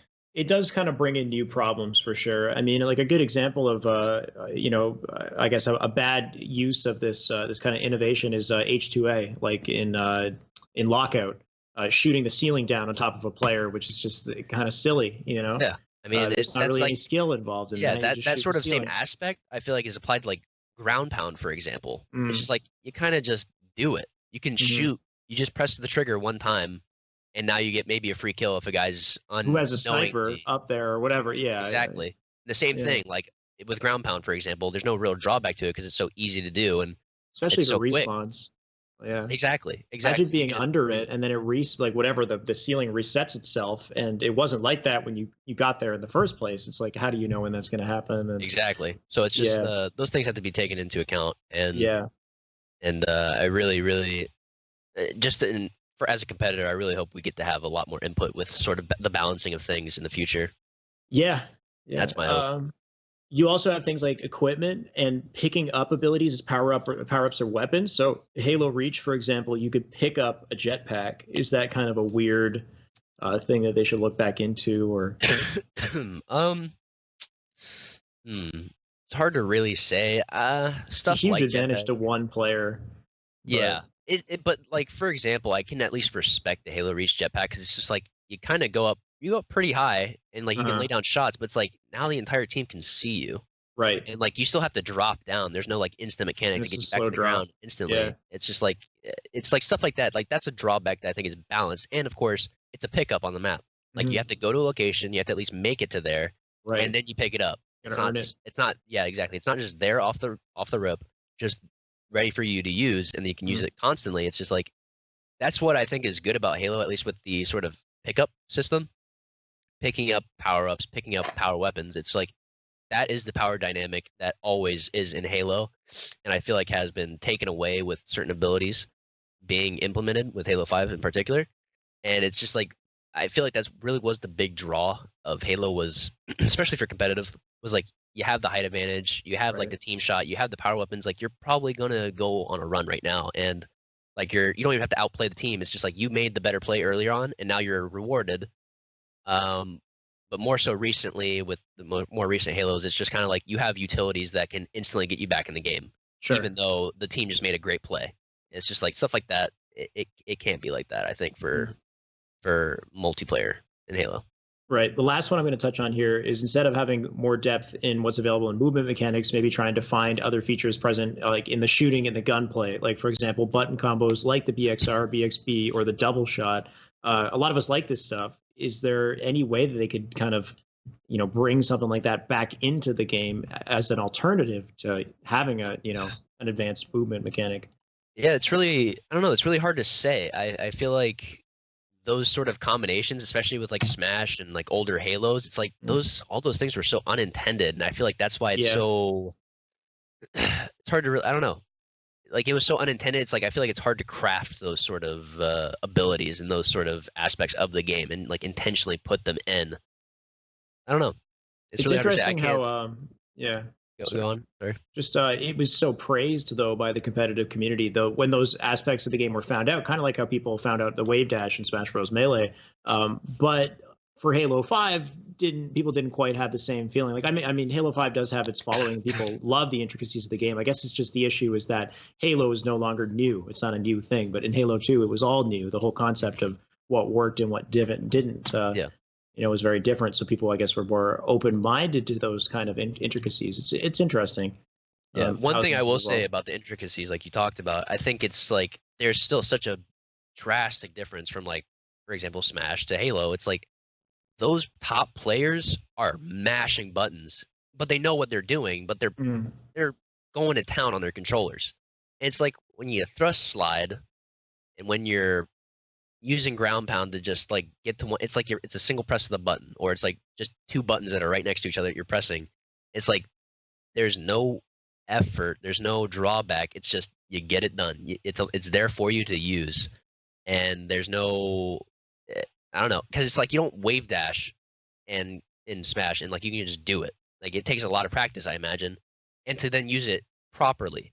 But it's like anybody can thrust slide in Halo 5. Literally once you get it down in Smash, it's like breathing. Same type of thing is, I mean, thrust slide is much easier. There are things in Halo 5 that are very difficult to pull off, like a spring thrust consistently or whatever, depending on the scenario of your battle. Of course, yeah. The different thing with Melee, though, is it's a 1v1 game, and giving as much power to that individual player as possible is an exciting thing, rather than like, does this work within the team environment? Yeah. That's the issue. If Halo was all about 1v1, I think Halo 5 would be freaking amazing, because the Halo 5 1v1 is wild. Like, I don't know if you've seen the stuff Bound's doing, when he's like up and down the top and the bottom of the map constantly, and it's all about who's the best individual player. But that kind of stuff doesn't really fly the same way when you're trying to have 4 players versus 4 players in a specific map and have things balanced effectively. So like I said, the power dynamic of having what is Halo, as in being in a higher position, being you pick up power weapons and power ups. Yeah, it's like those are the things that embolden like the individual players on the team, but it's still a team game. It's like you can get a sniper, but it's typically in Halo, like you still have to play around a sniper. The sniper has to play around his teammates. It's not like it's a 1v4 and the sniper just instantly wins because he has a sniper or has an overshield. It's like that guy can get melted if the team can sort of work together on that. But it's just some of the things are still so low commitment and low drawbacks of utilizing them in Halo 5 that I feel like it really takes away from what Halo is, and I feel like that is very much a reason why people have sort of lost interest in Halo. Right. Yeah. So we will move on from this one. This is probably the hardest one to kind of talk about and really like nail down specific answers on. I think the biggest thing here is just having an early beta as early as possible and just letting us kind of play around with stuff and taking, into consideration feedback and making those tweaks. I don't think everything needs to go. It doesn't need to reset itself to classic. I don't think that's the answer. I think that they've introduced a lot of really cool things that can work very well if tweaked. And kind of part of an ongoing process with the community, and we have that communication. I think that they can create something really special. So it doesn't necessarily need to go all the way back or charge forward ahead. I think it's going to be a lot about how we can connect between the developers and the community, and get that best message across based off the playtime, based off the beta. So moving forward here, we've got things like indicators. So I've got weapon spawn pads, timers, versus like the Halo 3 style where there's no timing, there's no beacons or whatever that tells you where the weapons are. And it goes an even step farther by having things like dirtying weapons that changes it up. I feel like there's a good middle ground here. I think you agree. I think such things as like a universal timer, for example, like how Halo 5 is with all of its power weapons, is perfectly fine. I think that works well. I just still think the idea of weapon placements and like it displaying like blatantly to the people in the game, telling you multiple times 30 seconds. Yes, exactly. Like 30 seconds, 15 seconds, 5, 10 seconds, whatever. It's just like, do I really need a countdown? It's like that. I said in the video, it just takes away from what a team can accomplish when it's done for them. And that just goes back to what we were talking about, or what I was talking about before. It's just like there's so little, or so many things are just kind of done for you, or if you have to do something, it's not that difficult. And keeping track of power-ups, like if you notice in a pro game, like a lot of teams like forget about stuff in the heat of the moment. Like that's what can make for exciting games, when people lose track of things and they kind of have to fend for themselves and figure out and keep track of it and make a mental note. And then you can, as a player as well, you can sort of appreciate the gameplay you're watching when you're like, man, I can't believe that he remembered that sniper's coming up right at this time, and in this heat of the moment where two of his teammates are in this fight and he should be helping them, but he picks up a sniper and then cleans up 3 people or something like that. It's just like those sort of moments really can. That's what I feel like can show like individual plays as well, and just sort of the skill and mentality of players as individuals and as teams can keep track of that sort of skill in the game. I think it really is a skill in Halo 3 to very much keep track of the weapons. And it really changes the game when you dirty a sniper in Halo 3 and people like, it's 40 seconds gone by when they thought it was, and they're still getting sniped by the opposite team, and turns out some guy had the sniper the entire time, and now they have 2 snipers on the opposite team. It's just like, but the sniper's coming up in 15 seconds, and people are like, all right, sniper's coming up in 15 seconds, we can just walk there. It's just done for them. Yeah, I mean, there is still the battle that kind of commences around the weapon, winning the weapon, all of those things. I understand from an accessibility standpoint why it's there, right? You have new players coming in the game. A lot of them are solo queuing. These types of indicators help people understand how the game works, how to play. So I get that. And at the same time, I think that dirtying weapons, well, it's sick. From a competitive standpoint, strategically, like it's awesome for myself as an analyst to be like, damn, he decided to dirty that weapon, and that's how they won that scenario. But I don't think that it should continue in that way. I think it's, as cool as it is, it just doesn't, it's a little too far, too competitive for, I think, a lot of the idea of accessibility, new people getting in. There's just too much to think about in that not I think they need to find that middle ground where it's like, it's there, like that weapon's there, it's there for you to use, but it's like, it's not given to you, it's not literally fed to you on a silver spoon. And then it's also not just like thrown at you in Halo 3 where you can't really tell, and then on top of that, maybe you picked it up at a certain time and now it's like 20 seconds behind when it should be spawning. So I said it before in my wishlist video where I think there could be a universal timer just like how Halo 5 is. However, weapon pads just simply are not there. The battles will still commence, like especially good teams or just individual players can at least let their teams know, like, hey, sniper should be coming up soon. It's 8 minutes or 8 minutes and 20 seconds. It's coming up at 8 minutes. So it's like we can start moving here. But that's that extra dynamic of somebody thinking that and not hearing it in their headset, like sniper's up in 30. Yeah. It's still something that can be appreciated, I think, and hasn't been appreciated with Halo 5. I wonder if there's a way they can kind of tinker with like more subtle cues as to when the weapons come up, like maybe the timer in the bottom of the screen, the moment that it pops, it flashes red for a second and then goes back to the regular color or something. And it's like a tiny little indicator that like you could easily miss, but it's also available for you to kind of understand what's happening. Yeah, I mean, I think there's a good middle ground. I think, it's very obvious and it's like, this is the weapon, 30 seconds. I think they could kind of dial that back and still kind of retain some of that understanding, when things are coming up and the skill that comes with those types of situations. Power-ups, I think they did really well where it's timed and it's on pickup. So so there's depth to that. You briefly went over whether or not you think it should be picked up or if it should just be instant, like you walk into it and you automatically get the power up. You're kind of, I guess, indifferent about that. I really don't have any which way I feel more strongly about, whether it's like Halo 5 or Halo 3, whether you walk through it or pick it up or press a button to pick it up. I don't really think it's that bad. I will say, I think I don't know, just as a player, I think it's kind of annoying having to wait after I pick up a power up and I get it in like the clutch moment. It's like getting on my chest and then it pops. Something like that is kind of annoying, but that's like kind of nitpicky. So I'm really mainly indifferent towards it. To be honest, what would be kind of sick, just from my perspective at least, is like if it was a pickup, but there was a specific button combo that you had to pull off that was kind of difficult to do, that had a very strict timing where you could immediately launch the power up, like and get the power for it. But it's something that I wouldn't realistically expect them to think about putting in the game. Yeah. But well, I mean, that's what they had at the beginning. They did, but it was a Spartan charge, and it was like kind of like most people would want a Spartan charge in and grab it. You know what I mean? It was a little all too you had powerful to do in was that just regard. melee at the same time of pickup, and you got it. Right. Yeah, you're right. That was it. But I mean, even then, like that's not really a button combo. That's just pressing right bumper or whatever your melee is and the pickup button. I feel like that's still not enough if you're really trying to be technical. I think that wouldn't be enough. But I do agree. You make it a little harder or like tighter window timing or something. Yeah. That's just my really big gripe is like if there's gonna be things that are so powerful, like that for example is a big game changer if you can get a power up instantly or 1 second later in games, like in game time, like that 1 second is an eternity sometimes. So that's a big difference. Now, if it's gonna make that big of a difference, make it a little bit skillful and like require a little bit of the player to exactly really get the full effect.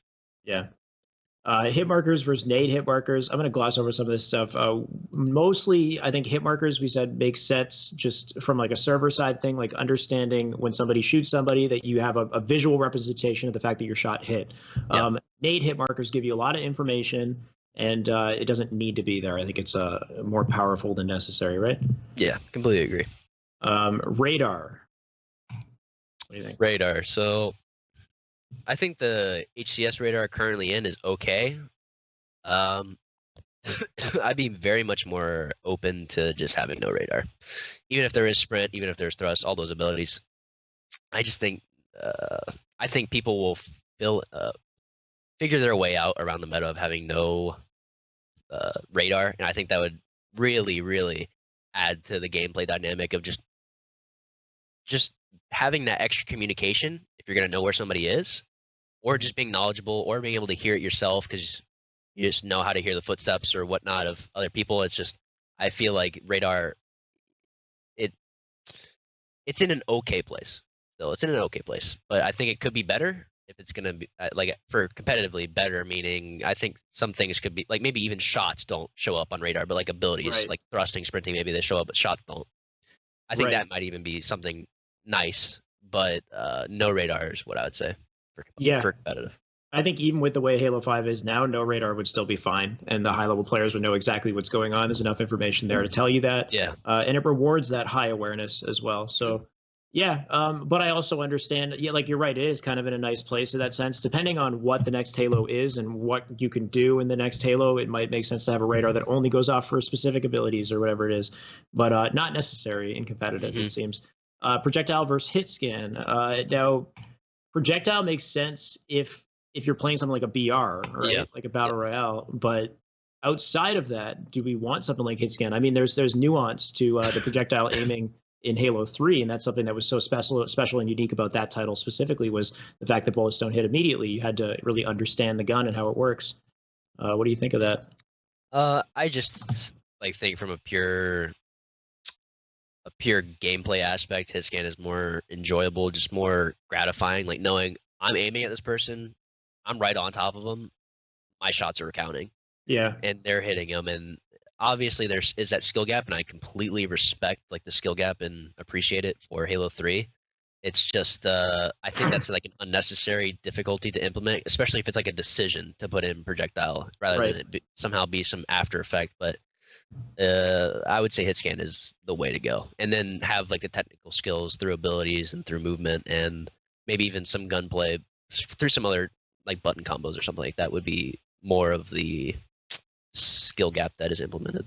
Yeah, it makes sense for a modern shooter. But I think having a healthy balance of the two is kind of cool, because Halo's always kind of had that. Like, even though it's hit scan, there's always been projectile weapons, and the plasma weapons kind of, fill that category. It would be cool if there was a plasma like weapon that was equivalent to that of a carbine or a light rifle or something. Maybe it's slightly more powerful, but it is projectile based, so you pick it up on the map, and if you can wield it really well, then you still land those shots. It'd kill you slightly faster than a BR, so you get a reward for wielding it well. I think that'd be kind of cool if they tried to. I will say one weapon in Halo 5 that is projectile is the charged caster.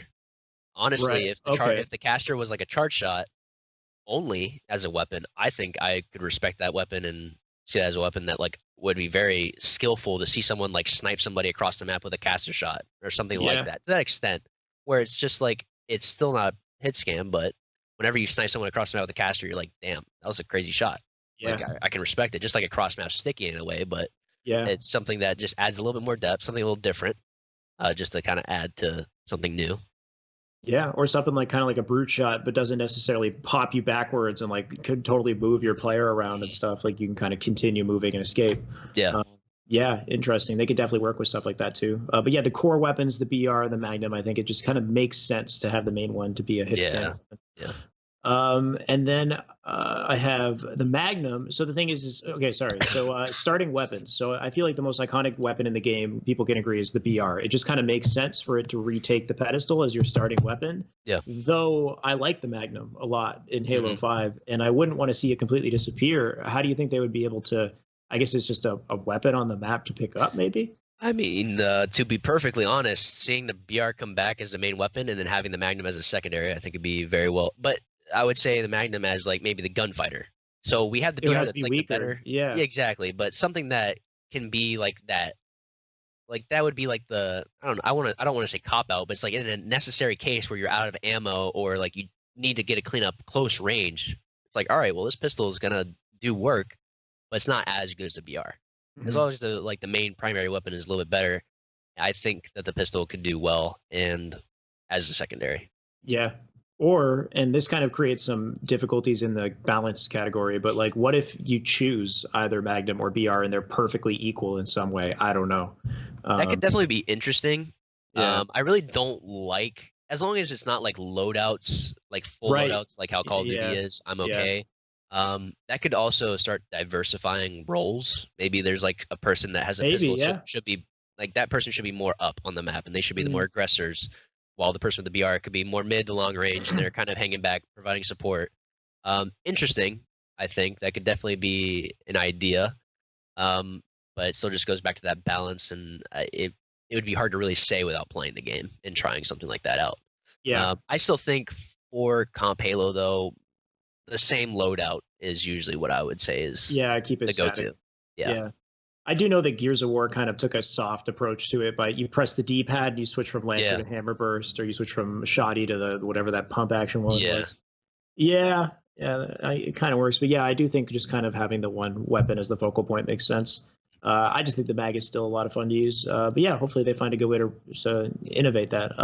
Autos and their presence in multiplayer. I think autos can be in multiplayer, but they got to find a way to tweak and innovate autos. Well, the way they put autos, I think they were, especially like a storm rifle, for example. Like a storm rifle, it's too powerful. Yeah, it's like on the same level as like a Hydra. And a Hydra is what's considered like, I guess, like like a tier 2 power weapon, the storm rifle should be the exact same, and so should many other automatics. They should.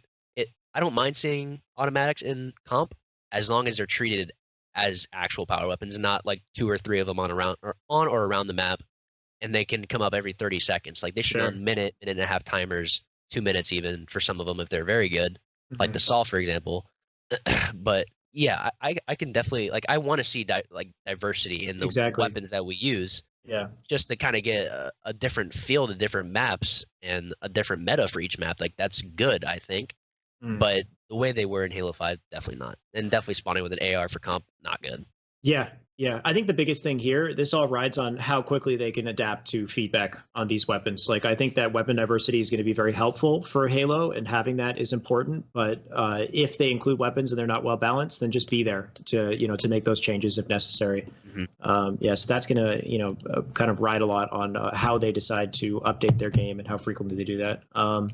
The last one I have here is Spartans and Elites as starting characters. People want the Elites to come back. I agree they should come back, but in competitive play, I think it'd be a little weird. It'd be a little funky to have a massive Elite versus Spartan, just hitboxes and stuff. Yeah, the only, I completely agree about it just being at least in matchmaking, but for comp, the hitboxes have to be almost identical. Right. And that, obviously, compared to how they look, I don't know if they can really accomplish that with a normal standing up straight sort of Spartan always walking around, or a hunched over Elite. Maybe they make them stand up a little bit taller and just more vertical like a normal Spartan, so the hitboxes are very similar. Then as long as the hitboxes are not basically, they are the exact same somehow, then I would say it's okay. But most likely not. It still should be like Spartans. Yeah, I think the infiltration mode or whatever it was in Reach was kind of a cool way to introduce elites, because they were invasion. They were significantly larger. They were actual elites, and they had their own kind of capability. I thought that was a cool kind of way to try to integrate them into the game, have a separate mode for it. And maybe there's some sort of mode that they're working on that does do something like that. That kind of includes elements of other modern modes like Battle Royale and shit like that. Last one I have here is grenades. So we've seen a lot of grenades in Halo, inside and outside of competitive Halo. A couple of them kind of got left behind, like the incendiary grenade or the spike grenade. We also had splinter grenades for a while in competitive play, and people hated those. I was thinking, what about things like smoke grenades and flashbangs? Do they kind of have a place, or nades that don't do damage but affect awareness and other things in the game? So what I would say with H5 as being the particular case is there's too many grenades around the map in general, whether it's a frag, sticky, whatever. They come back frequently. They're all over the place and they come back frequently. So my suggestion would be make grenades better and make them less frequent. Maybe, for example, frag grenades can maybe just kind of stay the same. It's the typical 2 start out for the loadout, and they're kind of just you can do a decent chunk of damage depending on how you throw it and where they land. But stickies or flashbangs, for example, or smoke grenades, whatever, those are maybe even considered true power weapon spawns. They're on a minute and a half, 2 minute timer in a very high traffic area, rather than being on for example, a splinter nade on an elbow for Coliseum.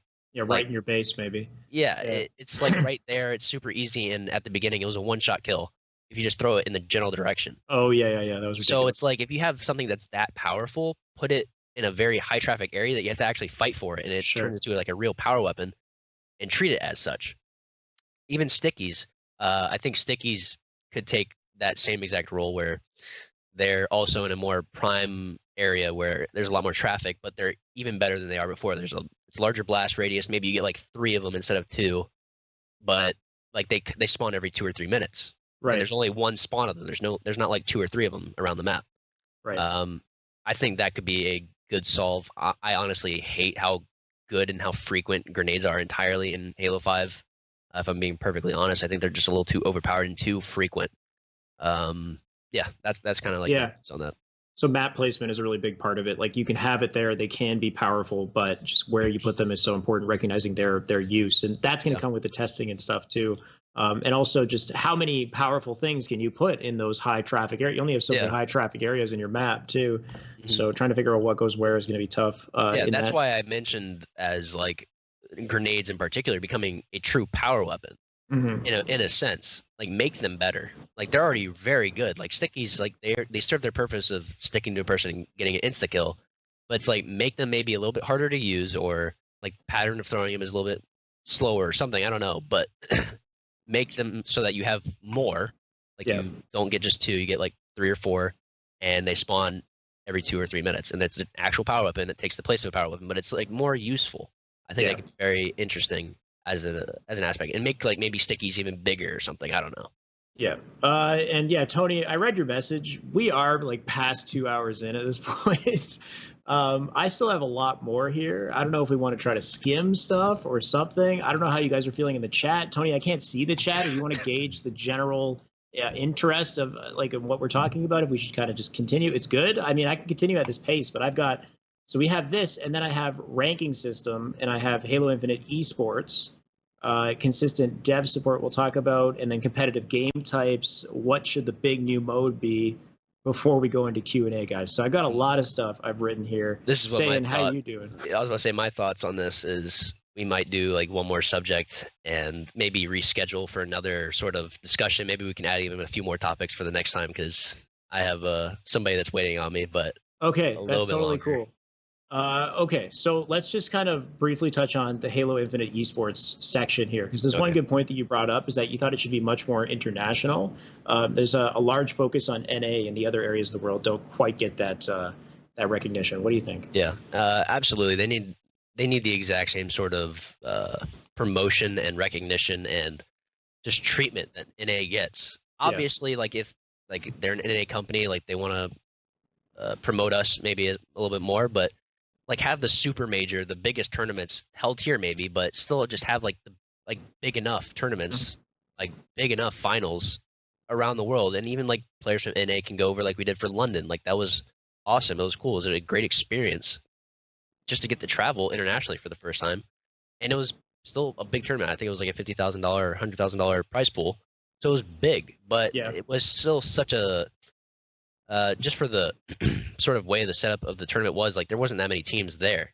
But I think that just kind of goes with the representation in EU in particular. It's not as frequent and not as populated as NA is, but I don't think that's just because on the players' part. It's mainly because of how non-frequent, how there's not that many tournaments to show up for it in like EU and other countries. Yeah, and I'm thinking maybe like one of the big things that Halo 5 did on launch is said, we're going to have a massive tournament, $1 million prize pool, and it's going to be crowdfunded. It ended up being like over $2 million or something crazy for their first tournament, which is cool. But I mean, maybe it would have been better if they tried to split those prize pool resources across different territories or something, and still include the crowdfunding. And then maybe you have 2 separate $1 million tournaments, one in Europe, one in North America or something, or 4 or $500,000 tournaments, and you have more frequent events. You have more reasons to be excited and to watch and invest yourself in Halo rather than just blowing all your cash in one place. Exactly. So maybe just try to do something like that, and like if they're having those bold initiatives with their prize pool money, just split it up a little bit more evenly across different territories. Another part of that was PC support is going to be a huge factor in tapping into these other areas. Parts of the world don't maybe have access to consoles, and this game's coming out on PC, so I think that's a big part. You think crossplay should be in? Absolutely, I think crossplay should be in. However, the one thing it should not be in is just ranked play. I think that's where it matters the most. That's where like you'll see the biggest difference is like the best players in console and best players on PC. It's like I feel like there's still going to be that large difference between PC and console. However, in every other aspect, if it's not ranked, I would say this is what I would say as well. Maybe kind of like going back and forth thinking about it. I was like maybe just like the arena or like HCS ones, it could be non-crossplay, and even other ranked could be crossplay, but I would think maybe just social and other playlists in general should be crossplay, and ranked could stay to your platform that you're on. That's what I would say. I actually think that it should be on every. It should be an option to include in every, like throughout the entire game. So you can turn it off, you can turn it on depending on the playlist or something. I think that would be kind of cool to see. I think something that people don't, well, at least I don't know how much of a difference it'll make, but I feel like the frame rate differences between PC and console right now create such drastic differences and advantages in gameplay, basically. Like something I noticed recently is like, controller has a bit of a disadvantage on mouse and keyboard, but we also have the disadvantage of the fact that we're only playing on 60 FPS games, and mouse and keyboard players are playing on 240 FPS with like the smoothest, buttery smooth gameplay. So something I realized recently is I've been watching CLG Nicewig, who's one of the best players in Apex right now. He plays on a controller, but he's playing at 240 FPS, and his gameplay is godlike. Watch this guy play. He's Nicewig. He plays on controller, and his aim is amazing. He's fast. It's crazy to watch. It's like he's playing on PC. So I think it would be interesting when we have the next Xbox with 120 FPS or whatever. If we can have if we don't cap our frame rates, the controller versus PC war might actually come a little closer. I was about to say, especially with Apex and like my experience with playing Apex with a controller and like even Snipe Down, like you're still able to keep up. With the players. It's just when you reach that, that's why I mentioned the point of like the best PC players to the best console players. I'm just gonna flat out say it, like Shroud is probably gonna dominate Snipe Down most likely with the mouse and keyboard. I would say probably like a 70-30 like sort of matchup. If I really would have put it like a number to it, if I'm being perfectly honest. But like that's the top to the top on different platforms. But I think it's just like that is the difference right there. And when you're playing a competitive ranked playlist, I think it could be very it could also be cross-platform as long as like maybe the frame rate is capped to like 120, since the Scarlet will be able to do that. And then maybe there could be a way where you just turn that function off, no crossplay, and you can play on whatever frame rate you want on PC with only PC players. That's definitely interesting. I still think there is just clear advantages, like you mentioned, just from a technical standpoint of like what the devices can output. That and just the capability of mouse and keyboard, there is a higher skill ceiling. So it's going to be weird, especially because I think it's still going to be playable on Xbox One, which clearly won't have 120 FPS. So I don't know what the heck they're going to do across Xbox One, Xbox Scarlet, and the PC. Like, it just seems very difficult to navigate. But accessibility is paramount. I think it needs to be as accessible as possible, and that'll be very helpful for growing the game. I won't touch on the consistent dev support. I think we all know at this point, just having like quick reaction to the needs in our community. They have a new forum now or whatever. There's the Insider program where you can talk and you can give feedback. Maybe having a subsection, like an area that's specifically dedicated to competitive play and giving certain priority weights to that. And then having some sort of a big new mode that I think takes into consideration the PC audience and invites them into the game, kind of like the Battle Royale in Call of Duty. Just for the sake of time, though, I'm going to jump to the questions we have in chat, guys. Whatever questions you have, feel free to start asking them. I know we have a couple here lined up. It's Frosty DM. Says, Saiyan, who's your favorite mod? JK. But if there's a video you want to make, what type of video would it be? Other games, Halo tips, etc. Another video I want to make. That's really hard to say. It's like I can't really think of too much more than just the general tips on HCS and whatnot. I mean, just in general, I want to start doing a lot more collaborative efforts with other sort of other Halo players, whether it's comp or not. Maybe just some more fun gameplays and fun things to do. I think that's what I can look forward to in the future, maybe to do a little bit more. That'd probably be my answer. Just more fun content rather than just HCS with some other content creators. That's fair. Joy Slay says, what are your thoughts on matchmaking in H5, Saiyan? I mean, thoughts on matchmaking. I've been very vocal about what I've thought in the past about how it's very unfair for me, but I am like the top percentile, and so are some other players that are in like the champ or high onyx or whatever, and you're going to get matched with people that are very much not close to your rank, but that's just the way it works right now with how few people are playing, and then on top of that, how there's so many more average, like run-of-the-mill, like diamond around that range of players. That's just like the average player. That's just what you're going to run into. That's what I run into on the daily, and I've started to come to accept those terms and accept that sort of way it is, and that's just the way it is. There's not much we can really do about it. I wish it could be more fair, but it really just can't be. That's not really anybody's fault. It's just the way the game is right now. The population makes everything super difficult. I think that Mankey's system for matchmaking could work pretty effectively if we had a large population. We just don't right now, so they're having a lot of issues there, and it is hard to find games, which is unfortunate. But yeah, like you said, you kind of come to terms with it. Still dominating the playlist regardless. K Haas says, what was your favorite event you've been to and why, Saiyan? Favorite event has to either be MLG Orlando 2018 or the DreamHack Atlanta 2018 as well. Between those two, obviously Atlanta, we got second place, which is my current highest placing so far.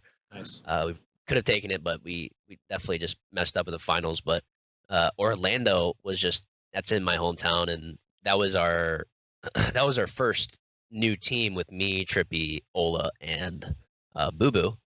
So it was just very exciting going in with that team, and then we placed top 3, which was like our highest placing, Joey and I's highest placing at that time, and we beat Optic 3-0. We got like the 3-0 sweep, which felt amazing because like I don't think any other team at the time had 3-0'd them. Right. And then we happened to lose to Splice at the time because they were a newly formed squad, and nobody knew how to play against them, but they were very good. But we still had a great event. It was still a fun event, and those guys were great to play with. I can at least say that for most of the teams I've been on, or all the teams I've been on, I've had great people to play with. So it was a fun event. Yeah, I know a lot of people ask you about Ninja nowadays as well because you got the chance to play with him. But you said he was just kind of another Halo pro at the time. Yeah, I mean that's a fact. Like he was a Halo pro, and we were hovering around that like 5th, 6th, that 5th to 8th rather, like sort of area when we were, whenever that team was in effect. And Tyler was definitely very opinionated, but he was also still willing to. He was a teammate, and so he was still very vocal in what his thoughts were, and he was accepting. But he was still very hard-headed, but we all are sometimes. So yeah, understand it. I mean, he probably wouldn't be where he is if he wasn't the way he is. Yeah. Brisket, ShyWay, it is very important that you ask Saiyan how he keeps his hair perfect for each stream. How do you do it? I just have Old Spice putty. It's like okay. It's not like I don't know if it's considered a cream or whatever it is, but it's got a strong hold. I got a lot of hair, so I need something that's really strong. So that's what I use. Brisket, get out the pen and paper, man. Old Spice putty. That's what you need to slick back your hair. Yeah, you got to make sure that you also put it in whenever it's you don't do wet hair. That's the thing. Oh, okay. I was gonna say is that you don't do it like post shower. You got to dry the hair and then. Yeah. I mean, it's still post shower, but it's basically like dry whenever you put it in. Okay. Yeah. Nice. I got no aimbot. Please ask Saiyan if he's getting mistaken for the Halo 2 pro. Saiyan. Of course. Not too often nowadays, since I've actually been able to make my way into the higher placed teams. In Halo 5 at least, but at the very beginning, of course I was getting asked if I was the FB Saiyan, which isn't a bad thing to be mistaken. What happened to him? I mean, Ogre 2 basically just told me he just stopped playing. I think he told me that he just didn't want to play anymore, so he just stopped. Convenient for you. I mean, it would have been Saiyan versus Saiyan in the end. That would have been. Oh, tough. I mean, if he was still around, believe me, I would not have the name that I have. Oh, okay, interesting. No, I would not be doing that. I feel like that'd be disrespectful. You just make your name Super Saiyan. And just, it's like the same thing. It's like if Frosty, like if a new Frosty came in Halo 5 somehow while they were still Frosty on Tox or Optic. It's like, dude, just change your name to something else. Right, that would be a thing. They'd probably pressure the kid. They'd be like, "Yo, what the heck? There's a Frosty, and he's already like godlike at this game. You have to change your name." I mean, once you have like at least for me, it was like a build up. Even though I still moved up quick in the competitive scene, it's like I still had months to like. I even thought about it before. I was like, maybe I'll just change my name, and this was like right before I got on LG. Right. But then I ended up like I was like, no, it's still me. Like I'm still Saiyan, and the other one hasn't been around for so many years, even though he was still so well known. It's just like I'm the new Saiyan for now. Like that's me, and there might be another one in the future, and I wouldn't mind that. If I'm not competing, then why not? There can be another one. The Saiyan race continues, is what you're saying. Yeah. Somebody has to uphold the mantle. It's Prof saying, would you come and play some SWAT tourneys? I've never seen you playing SWAT, and many would love to see it. Actually, good question. I might. SWAT really is not my forte. I'm not. I mean, no respect to the guys that enjoy it, but I don't enjoy it. Maybe in the future, but it might take a little persuading. I don't know what would be there to persuade me, but right now, currently, probably not.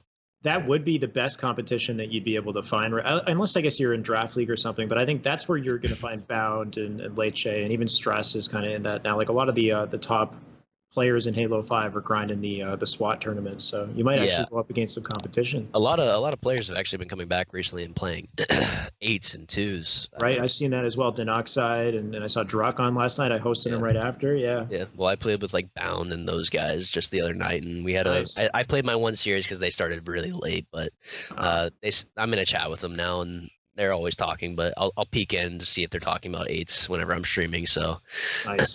those are going, and I think I'd like to get more into those as well, just for the quality of gameplay and high octane gameplay. It's enjoyable. I really like it. Some good competition. It's Frosty DM saying, will you do a giveaway for HCS Grassroots codes? Dark Knight, you've already been in my stream. I thought you've noticed this, but yes, for those that are listening, there will be a giveaway for the HCS Grassroots nameplate and BR skin in my stream coming up. What's today? Wednesday? Tuesday. So this Friday, there is a giveaway at 10 p.m. Eastern Standard Time. You already lined it up. Look at you. Yep. I got the skins. I was like, all right, I'm doing this. So stop on by the stream at that time, guys, if you want to get a chance to win the skins. Not to take the spotlight off you, I also have some skins. I just haven't figured out when to drop them, but eventually I got to do that as well.